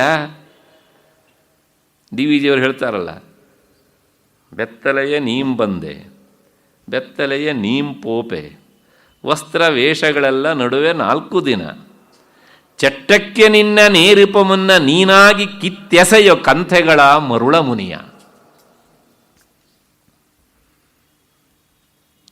ಯಾರೋ ಬಂದು ಅಲ್ಲಿ ಬಟ್ಟೆ ಬದಲಾವಣೆ ಮಾಡ್ತಾರಲ್ಲ, ವಾಸ್ತವಿಕ ಈ ದೇಹ ಎನ್ನುವ ಬಟ್ಟೆ ಮಾಡೋದಕ್ಕಿಂತ ಮೊದಲೇ ನೀನೇ ಅದನ್ನು ಬಿಸಿಡು ಬಿಡು. ಹೀಗೆ ತದೇತ್ಯ ಮಿಥ್ಯಾವಪು ಉತ್ಸೃಜ, ಈ ಸುಳ್ಳಾದ ಶರೀರವನ್ನು ನೀನು ಉತ್ಸೃಜ ಬಿಟ್ಬಿಡು. ಹೇಗೆ ಅಂದರೆ ಶೈಲೋಷವತ್, ಶೈಲೋಷ ಅಂದರೆ ಪಾತ್ರಧಾರಿಯ ವೇಷ ಅಂತ ಅರ್ಥ. ಹೇಗೆ ಅಂದರೆ ಉಪಾತ್ತಮಾತ್ಮನ. ಆದರೆ ಬಿಡೋದಕ್ಕೆ ಯಾವಾಗಾಗತ್ತೆ ಕೇಳಿದರೆ ಆತ್ಮವಸ್ತುವಿನ ನಿಖರತೆ ಅನುಭವಕ್ಕೆ ಬಂದಾಗ ಬಿಡೋದಕ್ಕಾಗತ್ತೆ. ಅಲ್ಲಿವರೆಗೆ ಬಿಡ್ತೇನೆ ಅಂದರೂ ಬಿಡೋದಕ್ಕೆ ಆಗೋದಿಲ್ಲ ಅಂತ. ಅಷ್ಟು ಹಿನ್ನೆಲೆಯಲ್ಲಿ ಆ ಜ್ಞಾನ ಬಂದಾಗ ಬಿಡೋಕ್ಕಾಗುತ್ತೆ ಅಂದರೆ ಇದೊಂದು ಸಂಶಯ. ಜ್ಞಾನ ಅಂದರೆ ಎಲ್ಲೋ ಇದ್ದದ್ದು ಹೀಗೆ ಬರುತ್ತಾ? ಬರೋದಿಲ್ಲ. ನಮಗೆ ಈ ಎಲ್ಲ ಶಬ್ದಗಳನ್ನು ಹೀಗೆ ಹೇಳೋದನ್ನು ಬಿಟ್ಟರೆ ಬೇರೆ ದಾರಿ ಇಲ್ಲ. ಜ್ಞಾನ ಬಂದಾಗ ದೇಹಾಭಿಮಾನ ಬಿಟ್ಟೋಗುತ್ತೆ ಅಂದ ತಕ್ಷಣ ಓಹೋ ಯಾವತ್ತೋ ಒಂದು ದಿವಸ ಜ್ಞಾನ ಬರುತ್ತೆ, ಅದು ಹೊರಟಿದೆ ಇವಾಗ ನನ್ನ ಹತ್ರ ಬರೋದಕ್ಕೆ. ದಯವಿಟ್ಟು ಹಾಗೆ ಅರ್ಥ ಮಾಡ್ಕೊಳ್ಬೇಡಿ. ಹಾಗಿದ್ರೆ ಏನು ಕೇಳಿದರೆ, ಜ್ಞಾನ ಬರೋದು ಅಂದರೆ ಏನು? ನನ್ನ ನಿಜ ಸ್ವರೂಪ ಮರೆತು ಹೋಗಿತ್ತಲ್ಲ, ಆ ಮರೆತು ಹೋದದ್ದರ ಪುನಃಸ್ಮರಣೆಯೇ ಜ್ಞಾನ. ಹೇಗೆ ಅಂದರೆ ವೇದಾಂತ ಇದಕ್ಕೆ ಉದಾಹರಣೆ ಕೊಡುತ್ತೆ. ಕಂಠ ಚಾಮೀಕರವತು ಅಂತ. ಒಬ್ಬಾಕೆ ಗೃಹಿಣಿ ತನ್ನ ಕತ್ತಲ್ಲಿ ಹಾರ ಹಾಕ್ಕೊಂಡಿದ್ಲು. ಆಮೇಲೆ ಏನಾಯ್ತು ಅಂದರೆ ಸೆರಗನ್ನು ಮುಚ್ಕೊಂಡಿದ್ಲು. ಏನೋ ಬೇರೆ ಬೇರೆ ಕೆಲಸದಲ್ಲಿ ತೊಡಗಿದಾಗ ಏನಾಯ್ತು ಅಂದರೆ ತಾನು ಸರ ಹಾಕ್ಕೊಂಡಿದ್ದೇನೆ ಅನ್ನೋದು ಮರ್ತೋಯ್ತು ಅವಳಿಗೆ. ಮನೆ ತುಂಬ ಹುಡುಕಿದಳು, ಪಕ್ಕದ ಮನೆಯವರಿಗೂ ಹೇಳಿದಳು, ಮತ್ತು ನೆಂಟರಿಷ್ಟಿಗೂ ಫೋನ್ ಮಾಡಿದ್ರು, ನಿನ್ನೆ ನಿಮ್ಮ ಮನೆಗೆ ಬಂದಿದ್ನಲ್ಲ, ಏನೋ ಸರವನ್ನು ಕಳಚಿಟ್ಟು ಬಂದುಬಿಟ್ಟಿದ್ದೇನೆ ನಾನು ಅಂತ ಕೇಳಿದ್ಲು. ಎಲ್ಲ ಹುಡುಕಾಟ. ಆಮೇಲೆ ಏನಾಯ್ತು ಕೇಳಿದರೆ ಅವಳ ಮಗಳು ಯಾಕೋ ಹೀಗೆ ಸ್ವಲ್ಪ ಸೆರಗು ಜಾರ, ಅಮ್ಮ ಇಲ್ಲೇ ಇದೆಯಲ್ಲ ಸರ ಅಂತ ಹೇಳಿದಾಗ, ಹಾಂ ಸಿಕ್ತು, ನನ್ನ ಸರ ಇಲ್ಲೇ ಇದೆ ಅಂತ. ಸಿಕ್ತದು? ಎಲ್ಲೂ ಹೋಗಿತ್ತದು? ಕಳೆದು ಹೋಗಿತ್ತಾ? ಹಾಗಿದ್ರೆ ಏನು? ಅದರ ವಿಸ್ಮೃತಿಯೇ ಕಳೆಯುವಿಕೆ, ಪುನಃಸ್ಮರಣೆಯೇ ಪ್ರಾಪ್ತಿ ಅಲ್ವಾ? ಇದನ್ನ ಕನ್ನಡದಲ್ಲಿ ಬೇರೆ ಬೇರೆ ರೀತಿಯಲ್ಲೂ ಹೇಳ್ತಾರೆ. ಮಗನನ್ನು ಹೆಗಲ ಮೇಲೆ ಕುಣಿಸ್ಕೊಂಡು ಊರೆಲ್ಲ ಹುಡುಕಿದ್ದ ಅಂತ, ಹೀಗೆ ಅಂತ. ಹಾಗೆ ಅದು ಈ ಗಾದೆ ಒಂದೊಂದು ಕಡೆ ಒಂದು ಪ್ರದೇಶದಲ್ಲಿ ಬೇರೆ ಬೇರೆ ರೀತಿಯಲ್ಲುಂಟು, ಒಂದೊಂದು ಪ್ರದೇಶ ಒಂದೊಂದು ರೀತಿಯಲ್ಲಿ ಹೇಳ್ತಾರೆ. ತಾತ್ಪರ್ಯ ಇಷ್ಟೇ, ಇದರ ಹಿಂದಿರುವುದು ಅಪ್ಪಟ ವೇದಾಂತ. ವಿಸ್ಮೃತಿಯೇ ಕಳೆಯುವಿಕೆ, ಸ್ಮರಣೆಯೇ ಪಡೆಯುವಿಕೆ. ಎಷ್ಟು ಚೆನ್ನಾಗಿದೆ ನೋಡಿ, ಎಂಥ ಮಾತು. ಅದನ್ನು ವೇದಾಂತ ಹೇಳುತ್ತೆ, ಕಂಠಗತ ವಿಸ್ಮೃತ ಚಾಮೀಕರವತ್ ಅಂತ. ಹೀಗೆ ನಾನು ಈಗಲೂ ಆತ್ಮನೇ, ಆದರೆ ಆ ಅನುಭವಕ್ಕೆ ಬಂದಿಲ್ಲ.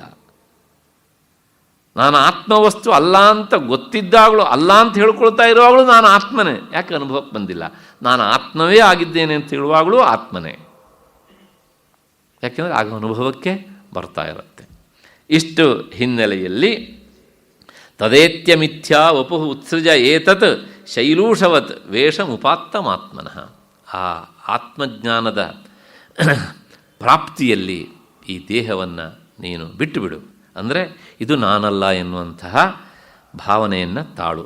ಇಷ್ಟು ಹಿನ್ನೆಲೆಯಲ್ಲಿ ಈ ಶ್ಲೋಕದ ಅರ್ಥ ಆಯಿತು ಅಂತ ಅಂದ್ಕೊಂಡು ಮತ್ತೆ ಮುಂದಿನ 294ನೇ ಶ್ಲೋಕಕ್ಕೆ ಹೋಗಬೇಕು. ಮತ್ತೆ ಏನು ಹೇಳ್ತಾರೆ ಅಂದರೆ, ಈ ಪುನಃ ಆತ್ಮಾನಂ ಅಹಂ ಪದಾರ್ಥಂ ಶರೀರಾದಿಭ್ಯ ವಿವೇಚಯತಿ. ಮತ್ತೆ ಮತ್ತೆ ವಿಷಯ ಜಟಿಲ ಆದ್ದರಿಂದ ಅದೇ ವಿಷಯವನ್ನು ಬೇರೆ ಬೇರೆ ಬೇರೆ ಬೇರೆ ರೂಪದಿಂದ ಅದನ್ನು ತಿಳಿಸಿಕೊಡ್ತಾರೆ. ದೇಹಾದಿಗಳಿಗಿಂತ ಆತ್ಮ ಹೇಗೆ ಭಿನ್ನ ಬೇರೆಯಾಗಿದ್ದಾನೆ ಅನ್ನೋದನ್ನು ಮುಂದಿನ 294ನೇ ಶ್ಲೋಕದಲ್ಲಿ ಸರ್ವಾತ್ಮನ ದೃಶ್ಯಮಿದಂ ಋಷೈವ ನೈವಾಹಮರ್ಥಃ ಕ್ಷಣಿಕತ್ವದರ್ಶನಾತ್ ಜಾನಾಮ್ಯಹಂ ಸರ್ವಮಿತಿ ಪ್ರತೀತಿ ಕುತೋ ಅಹಮಾದೇಃ ಕ್ಷಣಿಕಸ್ಯ ಸಿದ್ಧೇತ್. ಇನ್ನೊಂದು ಸಲ, ಸರ್ವಾತ್ಮನ ದೃಶ್ಯಮಿದಂ ಋಷೈವ ನೈವಾಹಮರ್ಥಃ ಕ್ಷಣಿಕತ್ವದರ್ಶನಾತ್ ಜಾನಾಮ್ಯಹಂ ಸರ್ವಮಿತಿ ಪ್ರತೀತಿ ಕುತೋ ಅಹಮಾದೇಃ ಕ್ಷಣಿಕಸ್ಯ ಸಿದ್ಧೇತ್.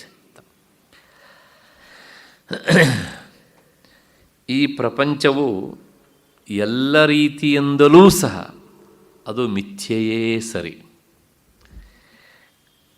ಯಾಕೆ ಅಂದರೆ ಅದು ಕ್ಷಣಿಕವಾಗಿ ಕಂಡು ಬಂದಿದೆ. ಆದ್ದರಿಂದ ಇದು ಅಂದರೆ ಈ ಪ್ರಪಂಚ ದೇಹದ ಈ ಪ್ರಪಂಚದ ಸೂಕ್ಷ್ಮ ರೂಪವಾದ ಈ ದೇಹವೂ ಸಹ ಪ್ರಪಂಚವೇ. ಆದ್ದರಿಂದ ಇದು ನಾನು ಎನ್ನುವಂಥದ್ದು ಅಲ್ಲವೇ ಅಲ್ಲ. ನಾನು ಎಲ್ಲವನ್ನೂ ತಿಳಿಯುತ್ತೇನೆ ಎನ್ನುವಂಥ ಪ್ರತೀತಿಯು ಅದು ಕ್ಷಣಿಕವಾದ ಅಹಂಕಾರ ಮೊದಲಾದವುಗಳಿಗೆ ಹೇಗೆ ಸಿದ್ಧಿಸುತ್ತದೆ? ಹೀಗೆ ಪ್ರಶ್ನೆಯಲ್ಲಿ ಈ ಶ್ಲೋಕ ಮುಕ್ತಾಯ ಆಗುತ್ತೆ.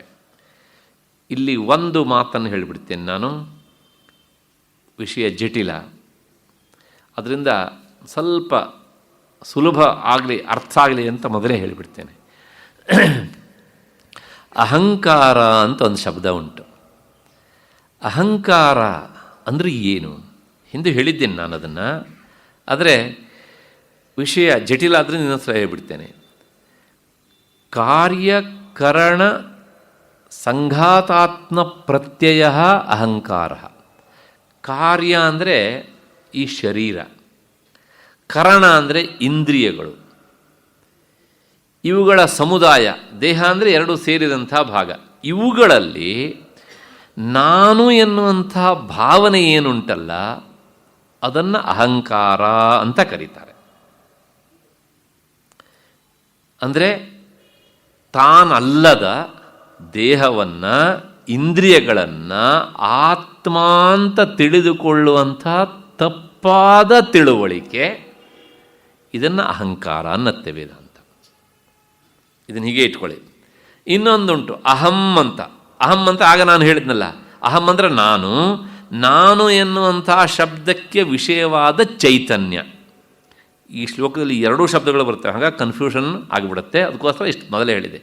ಅಹಂ ಅಂದರೆ ಚೈತನ್ಯ, ಅಹಂಕಾರ ಅಂದರೆ ಚೈತನ್ಯ ಅಲ್ಲದೇ ಇರುವಂಥ ದೇಹ ಇಂದ್ರಿಯಗಳಲ್ಲಿ ನಾನು ಎನ್ನುವಂಥ ತಪ್ಪು ತಿಳುವಳಿಕೆ. ಅದು ಮೊದಲ ಅಧ್ಯಾಸ ಅಂದರೆ ಮೊದಲಿಂದನೇ ಶುರುವಾಗುತ್ತೆ. ಎಲ್ಲೂ ಸರ್ವ ಅನರ್ಥಗಳಿಗೂ ಅಹಂಕಾರವೇ ಮೂಲ. ಅದು ಕನ್ನಡದಲ್ಲಿ ಸಾಕಷ್ಟು ವಿಶಾಲತೆಯನ್ನು ಪಡೆದಿದೆ ಅಷ್ಟೇ. ಅಂದರೆ ನಾನಲ್ಲದನ್ನು ನಾನು ಅಂತ ಅಂದ್ಕೊಳ್ಳೋದು ಅದು ಅಹಂಕಾರ. ಅಷ್ಟು ಹಿನ್ನೆಲೆಯಲ್ಲಿ ನೋಡಿ, ಸರ್ವಾತ್ಮನ ದೃಶ್ಯಮಿದಂ ಋಷೈವ. ಈ ಅಹಂ ಎನ್ನುವಂತಹ ಚೈತನ್ಯ ವಸ್ತುವನ್ನು ಸೂಚಿಸುವಂತಹ ಶಬ್ದ ಉಂಟಲ್ಲ, ಅಹಂ ಎನ್ನುವಂತಹ ಶಬ್ದಕ್ಕೆ ವಿಷಯವಾದದ್ದು ಚೈತನ್ಯ. ಅದು ಯಾವಾಗಲೂ ಹೇಗಿರುತ್ತೆ? ಸತ್ಯ ನಿತ್ಯಶ್ಚ. ಅದು ಸತ್ಯ ಮತ್ತು ನಿತ್ಯ. ಅದು ಸತ್ಯ ಮತ್ತು ನಿತ್ಯ ಅಂತ ಆದಮೇಲೆ ಈ ಪ್ರಪಂಚ ಏನು ಕೇಳಿದರೆ ಮೃಷೈವ, ಇದು ಬರೇ ಸುಳ್ಳು, ಬರೇ ಸುಳ್ಳು. ಯಾಕೆ ಅಂತ ಕೇಳಿದರೆ ಕ್ಷಣಿಕತ್ವ ದರ್ಶನ. ಇದು ಕ್ಷಣಿಕವಾದದ್ರಿಂದಲೇ ಒಂದು ವಸ್ತು ಸುಳ್ಳು ಅಂತ ಆಗಬೇಕಿದ್ರೆ ಅದರ ಮೊದಲ ಅರ್ಹತೆ ಏನಾಗಿರಬೇಕು ಅಂದರೆ ಅದು ಕ್ಷಣಿಕ ಆಗಿರಬೇಕು. 25 ವರ್ಷಗಳ ಹಿಂದೆ ಬಸವನಗುಡಿ ಏರಿಯಾ ಹೀಗಿತ್ತ, ಗೋಖಲೆ ಇನ್ಸ್ಟಿಟ್ಯೂಷನ್ ಹೀಗಿತ್ತ. ಬದಲಾವಣೆ ಆಯಿತು ಅಂದರೆ ಅಲ್ಲೂ ಸುಳ್ಳು ಸೇರಿದೆ ಅಂತ ಅರ್ಥ. ವಿಕಾರ ಅಂದರೂ ಒಂದೇ, ಸುಳ್ಳು ಅಂದರೂ ಒಂದೇ, ಬದಲಾವಣೆ ಅಂದ್ರೂ ಒಂದೇ. ಹಾಗಾಗಿ ಈ ಪ್ರಪಂಚ ಸುಳ್ಳು ಅಂದರೆ ಪ್ರಪಂಚ ಬದಲಾವಣೆ ಆಗ್ತಾ ಇರುತ್ತೆ ಅಂತ ಅರ್ಥ. ಪ್ರಪಂಚ ಅನ್ನೋದಕ್ಕೆ ಹೊರಗಿನ ಜಡವಾದ ಪ್ರಪಂಚ ಅಂತ ಅಷ್ಟೇ ಅರ್ಥ ಅಲ್ಲ. ಈ ದೇಹವೂ ಸಹ ಪ್ರಪಂಚದ ಒಂದು ಭಾಗವೇ. ದೇಹದ ಒಳಗಿರುವಂಥ ಅಹಂ ಎನ್ನುವಂಥ ಶಬ್ದಕ್ಕೆ ವಿಷಯವಾದ ಚೈತನ್ಯ ಉಂಟಲ್ಲ, ಅದು ಸದಾ ಒಂದೇ ರೀತಿಯಾಗಿ ಇರುತ್ತೆ. ಅದರೊಳಗೆ ಬದಲಾವಣೆ ಇಲ್ಲ. ಹುಟ್ಟಿನಿಂದ ಹಿಡಿದು ಸಾಯುವವರೆಗೂ ಸಹ ನಾನು ಎನ್ನುವಂಥ ಶಬ್ದಕ್ಕೆ ವಿಷಯವಾದ ಚೈತನ್ಯ ಒಂದೇ ರೀತಿಯಾಗಿರುತ್ತೆ. ಅದರ ದೇಹದಲ್ಲಿ ಬದಲಾವಣೆ ಆಗ್ತಾ ಇರುತ್ತೆ. ಯಾಕೆಂದರೆ ಅದು ಪ್ರಪಂಚದ ಭಾಗ. ಆದ್ದರಿಂದ ಅದು ಮೃಷ ಅಂತ ಅದನ್ನು ಹೇಳ್ತಾರೆ. ಸರ್ವಾತ್ಮನ ದೃಶ್ಯಮಿದಂ ಮೃಷೈವ. ಯಾವ ಆ್ಯಂಗಲ್ಲಿಂದ ನೋಡಿದ್ರೂ ಸಹ ಈ ಪ್ರಪಂಚ ಎನ್ನುವಂಥದ್ದು ಮೃಷೈವ, ಸುಳ್ಳು. ಮತ್ತು ಯಾಕೆ ಅಂತ ಕೇಳಿದರೆ ಇದು ಸುಳ್ಳು ಅನ್ನೋದಕ್ಕೆ ನೋಡಿ ಒಂದು ಉದಾಹರಣೆ ಕೊಡ್ತಾರೆ ಅವರು. ಕ್ಷಣಿಕತ್ವ ದರ್ಶನ. ಎಲ್ಲಿ ನೋಡಿದರೂ ಸಹ ಕ್ಷಣಿಕತ್ವ ಎನ್ನುವಂಥದ್ದು ನಮ್ಮ ಕಣ್ಣಿಗೆ ಕಾಣುತ್ತೆ. ಕೆಲವು ಸಲ ಹೇಗಿರುತ್ತೆ ಕೇಳಿ ನಮ್ಮ ಅನುಭವ. ನಾವು ಹೇಳ್ತೇವೆ, ಒಂದು ಸಲ ನಾನು ಪಶ್ಯಾಮಿ, ನೋಡುತ್ತೇನೆ ಅಂತ ಹೇಳ್ತೇವೆ, ನೋಡುವವನು. ಮತ್ತು ಇನ್ನೊಂದು ಸಲ ಏನು ಹೇಳ್ತೇವೆ ಕೇಳಿದರೆ ಶೃಣೋಮಿ, ನಾನು ಕೇಳ್ತೇನೆ ಅಂತ ಹೇಳ್ತೇವೆ. ಮತ್ತಿನ್ನು ಕೆಲವು ಸಲ ಜಿಘ್ರಾಮಿ, ವಾಸನೆಯನ್ನು ಅನುಭವಿಸ್ತೇನೆ ಅಂತ ಹೇಳ್ತೇವೆ. ಮತ್ತು ಕೆಲವು ಸಲ ಗಚ್ಛಾಮಿ, ಹೋಗ್ತೇನೆ ಅಂತ ಹೇಳ್ತೇವೆ. ಆ ಅಹಂಕಾರ ಎಲ್ಲಿಂದ ತಪ್ಪು ತಿಳುವಳಿಕೆ ಬರುತ್ತೆ ಅನ್ನೋದಕ್ಕೆ ಮೂಲಕ್ಕೆ ಹೊರಟಿದ್ದೇವೆ ನಾವು ಇವಾಗ. ಪ್ರಶ್ನೆ ಇಷ್ಟೇ, ನೋಡುವವನು, ಮೂಸುವವನು, ಕೇಳುವವನು, ಹೋಗುವವನು ಎಷ್ಟು ಜನ ಆದರು? 4 ಜನ ಆದರು. ಆತ್ಮ ಅರೆ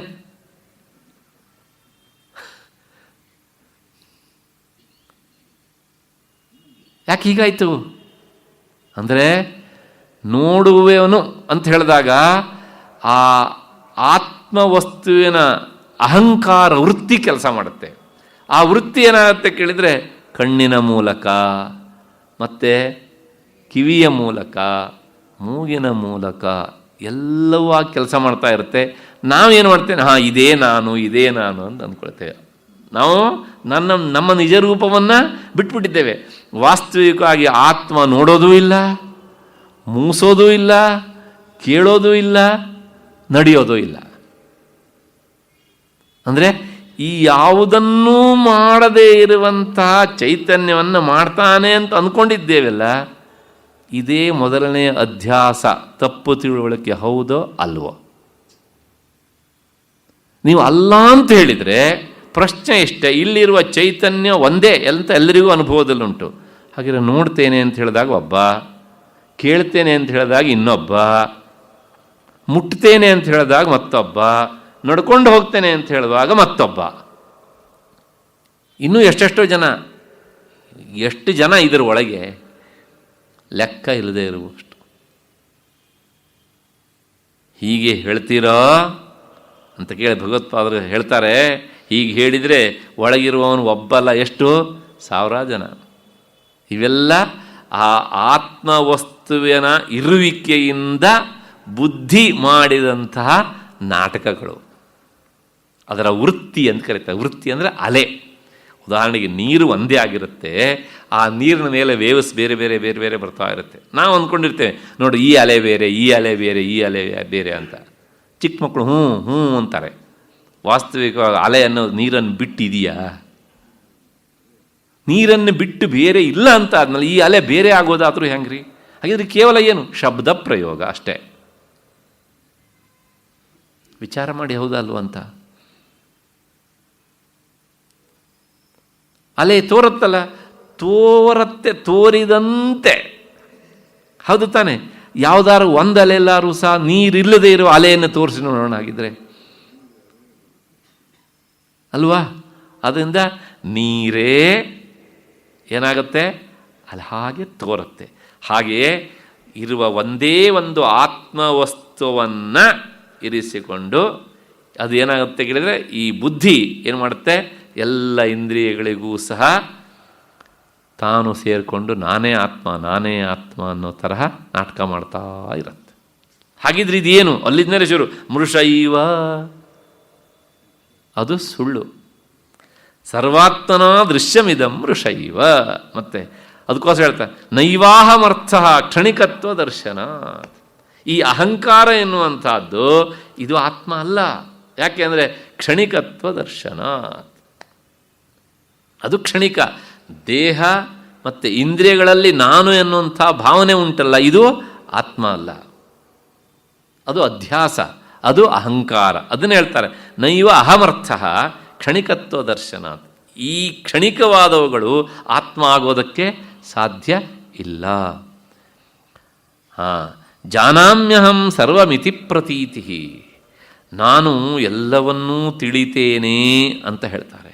ಎಲ್ಲವನ್ನೂ ತಿಳಿತೇನೆ ಅಂತ ಹೇಳಬೇಕಿದ್ರೆ ಆ ಎಲ್ಲವೂ ಆಗಿ ತೋರುವ ಹಾಗೆ, ಅಂದರೆ ಎಲ್ಲವೂ ಆಗಿ ನಾನು ತಿಳಿತೇನೆ, ಎಲ್ಲವೂ ತಿಳಿತೇನೆ ಅಂತ ಹೇಳುವಾಗ ಆ ಎಲ್ಲವೂ ಅನ್ನೋದು ಅಹಂಕಾರ, ಜಾನಾಮಿ ಅನ್ನೋದು ಮಾತ್ರ ಆತ್ಮವಸ್ತುವಿನ ಶಬ್ದ, ಅಂದರೆ ಆತ್ಮವಸ್ತುವಿಗೆ ಸೇರಿದ ಶಬ್ದ. ಅರಿವು ಮಾತ್ರ ಅದರಿದ್ದು ಅಷ್ಟೇ ಹೊರತೂ ಸಹ ಎಲ್ಲವೂ ಎನ್ನುವಂತಹದ್ದು ಅದು ಹೊರಗಿನಕ್ಕೆ ಸಂಬಂಧಪಟ್ಟಿದ್ದು. ಹೀಗಿರುವಾಗ ಕುತೋ ಅಹಮಾದೇಹೇ ಕ್ಷಣಿಕಸ್ಯ ಸಿದ್ಧೇತ್. ಹಾಗಾಗಿ ಈ ದೇಹ ಮತ್ತು ಇಂದ್ರಿಯಗಳಲ್ಲಿ ನಾನಲ್ಲದ ಇವುಗಳಲ್ಲಿ ನಾನು ಅಂತ ತಿಳ್ಕೊಂಡಲ್ಲ, ಮೊಟ್ಟ ಮೊದಲ ಅಧ್ಯಾಸ ಇದು ಆತ್ಮ ಆಗುವುದಾದ್ರೂ ಹೇಗೆ? ಅದನ್ನೇ ಹೇಳ್ತಾರೆ ಕುತೋ ಅಹಮಾದೇಹೇ ಕ್ಷಣಿಕಸ್ಯ ಸಿದ್ಧೇತ್. ಖಂಡಿತವಾಗಿಯೂ ಸಹ ಅದು ಆತ್ಮವಸ್ತು ಅಲ್ಲ. ಯಾಕೆ ಕೇಳಿದರೆ, ಯಾವುದು ಅಭಾಸಮಾನಸ್ಯ ಸತ್ವೇ ಪ್ರಮಾಣಾಭಾವಾತ್ ಅತಃ ಜಡತ್ವೇನ ಕ್ಷಣಿಕತ್ವೇನ ಸರ್ವಾತ್ಮನ ಸರ್ವಪ್ರಕಾರಶ್ಚ ಇದಂ ದೃಶ್ಯಂ ಮೃಷೈವ. ನಿನಗೆ ಈ ಪ್ರಪಂಚ ಕಣ್ಣಿಗೆ ಕಾಣುತ್ತೆ, ಆದ್ದರಿಂದಲೂ ಇದು ಸುಳ್ಳು. ಯಾಕೆಂದರೆ ನೋಡುವವನು ನೋಡಲ್ಪಡುವ ವಸ್ತುವಿಗಿಂತ ಬೇರೆಯಷ್ಟೇ ಹೊರತು ಸಹ ನೋಡಲ್ಪಡುವುದು ನೋಡುವವನು ಆಗುವುದಿಲ್ಲ. ಹಾಗಾಗಿ ನೋಡುಗನೇ ಅಷ್ಟೇ ಹೊರತು ಸಹ ಅವನು ನೋಡಲ್ಪಡುವುದು ಆಗುವುದಿಲ್ಲ. ಈಗ ಉದಾಹರಣೆಗೆ ನಾನು ಈ ಕೈಯನ್ನು ನೋಡ್ತೇನೆ ಅಂದರೆ ಕೈ ನೋಡುವವನಿಗಿಂತ ಬೇರೆ. ನಾನು ಈ ಬಾಕ್ಸನ್ನು ನೋಡ್ತೇನೆ ಅಂದರೆ ಈ ಬಾಕ್ಸು ನೋಡುವ ನನಗಿಂತ ಬೇರೆ. ಹಾಗೆ ಈ ಪ್ರಪಂಚವನ್ನು ನಾನು ನೋಡ್ತೇನೆ ಅಂದರೆ ಪ್ರಪಂಚ ನನಗಿಂತ ಬೇರೆ. ದೇಹವನ್ನು ನಾನು ನೋಡ್ತೇನೆ ಅಂತ ಹೇಳಿದರೆ ನನಗಿಂತ ದೇಹ ಬೇರೆ.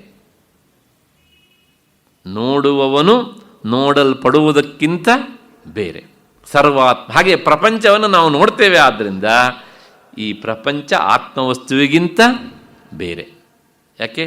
ಅದು ಜಡ, ಇನ್ನೊಂದು ಕ್ಷಣಿಕ, ಈ ಎರಡುಂಟು. ಇದು ಹಾಗಲ್ಲ, ಚೇತನ ಮತ್ತು ಶಾಶ್ವತ. ಆದ್ದರಿಂದ ಸರ್ವಾತ್ಮನ ದೃಶ್ಯಮಿದಂ ಋಷೈವ. ನಿನ್ನ ಕಣ್ಣಿಗೆ ಕಾಣ್ತಾ ಇರುವಂಥ ಈ ಪ್ರಪಂಚ ಸ್ಥೂಲವಾದ ಪ್ರಪಂಚವೂ ಹೌದು, ಅಂದರೆ ಬ್ರಹ್ಮಾಂಡವೂ ಹೌದು, ಪಿಂಡಾಂಡ, ಈ ಶರೀರವೂ ಸಹ ಹೌದು. ಇದು ಸುಳ್ಳು. ಇಷ್ಟು ಈ ಶ್ಲೋಕದ ಅರ್ಥ ಅಂತ ಅಂದ್ಕೊಂಡು ಇಲ್ಲಿಗೆ ನಿಲ್ಲಿಸ್ಕೊಳ್ಳೋಣ. ನಾಳೆ ಮುಂದಿನ ಶ್ಲೋಕಕ್ಕೆ ಹೋಗಿ ಅರ್ಥ ಏನು ಅಂತ ನೋಡೋಣ. ಅಲ್ಲಿವರೆಗೆ ನಿಮಗೆಲ್ಲ ನಮಸ್ಕಾರ ಮತ್ತು ಕೃತಜ್ಞತೆಗಳು.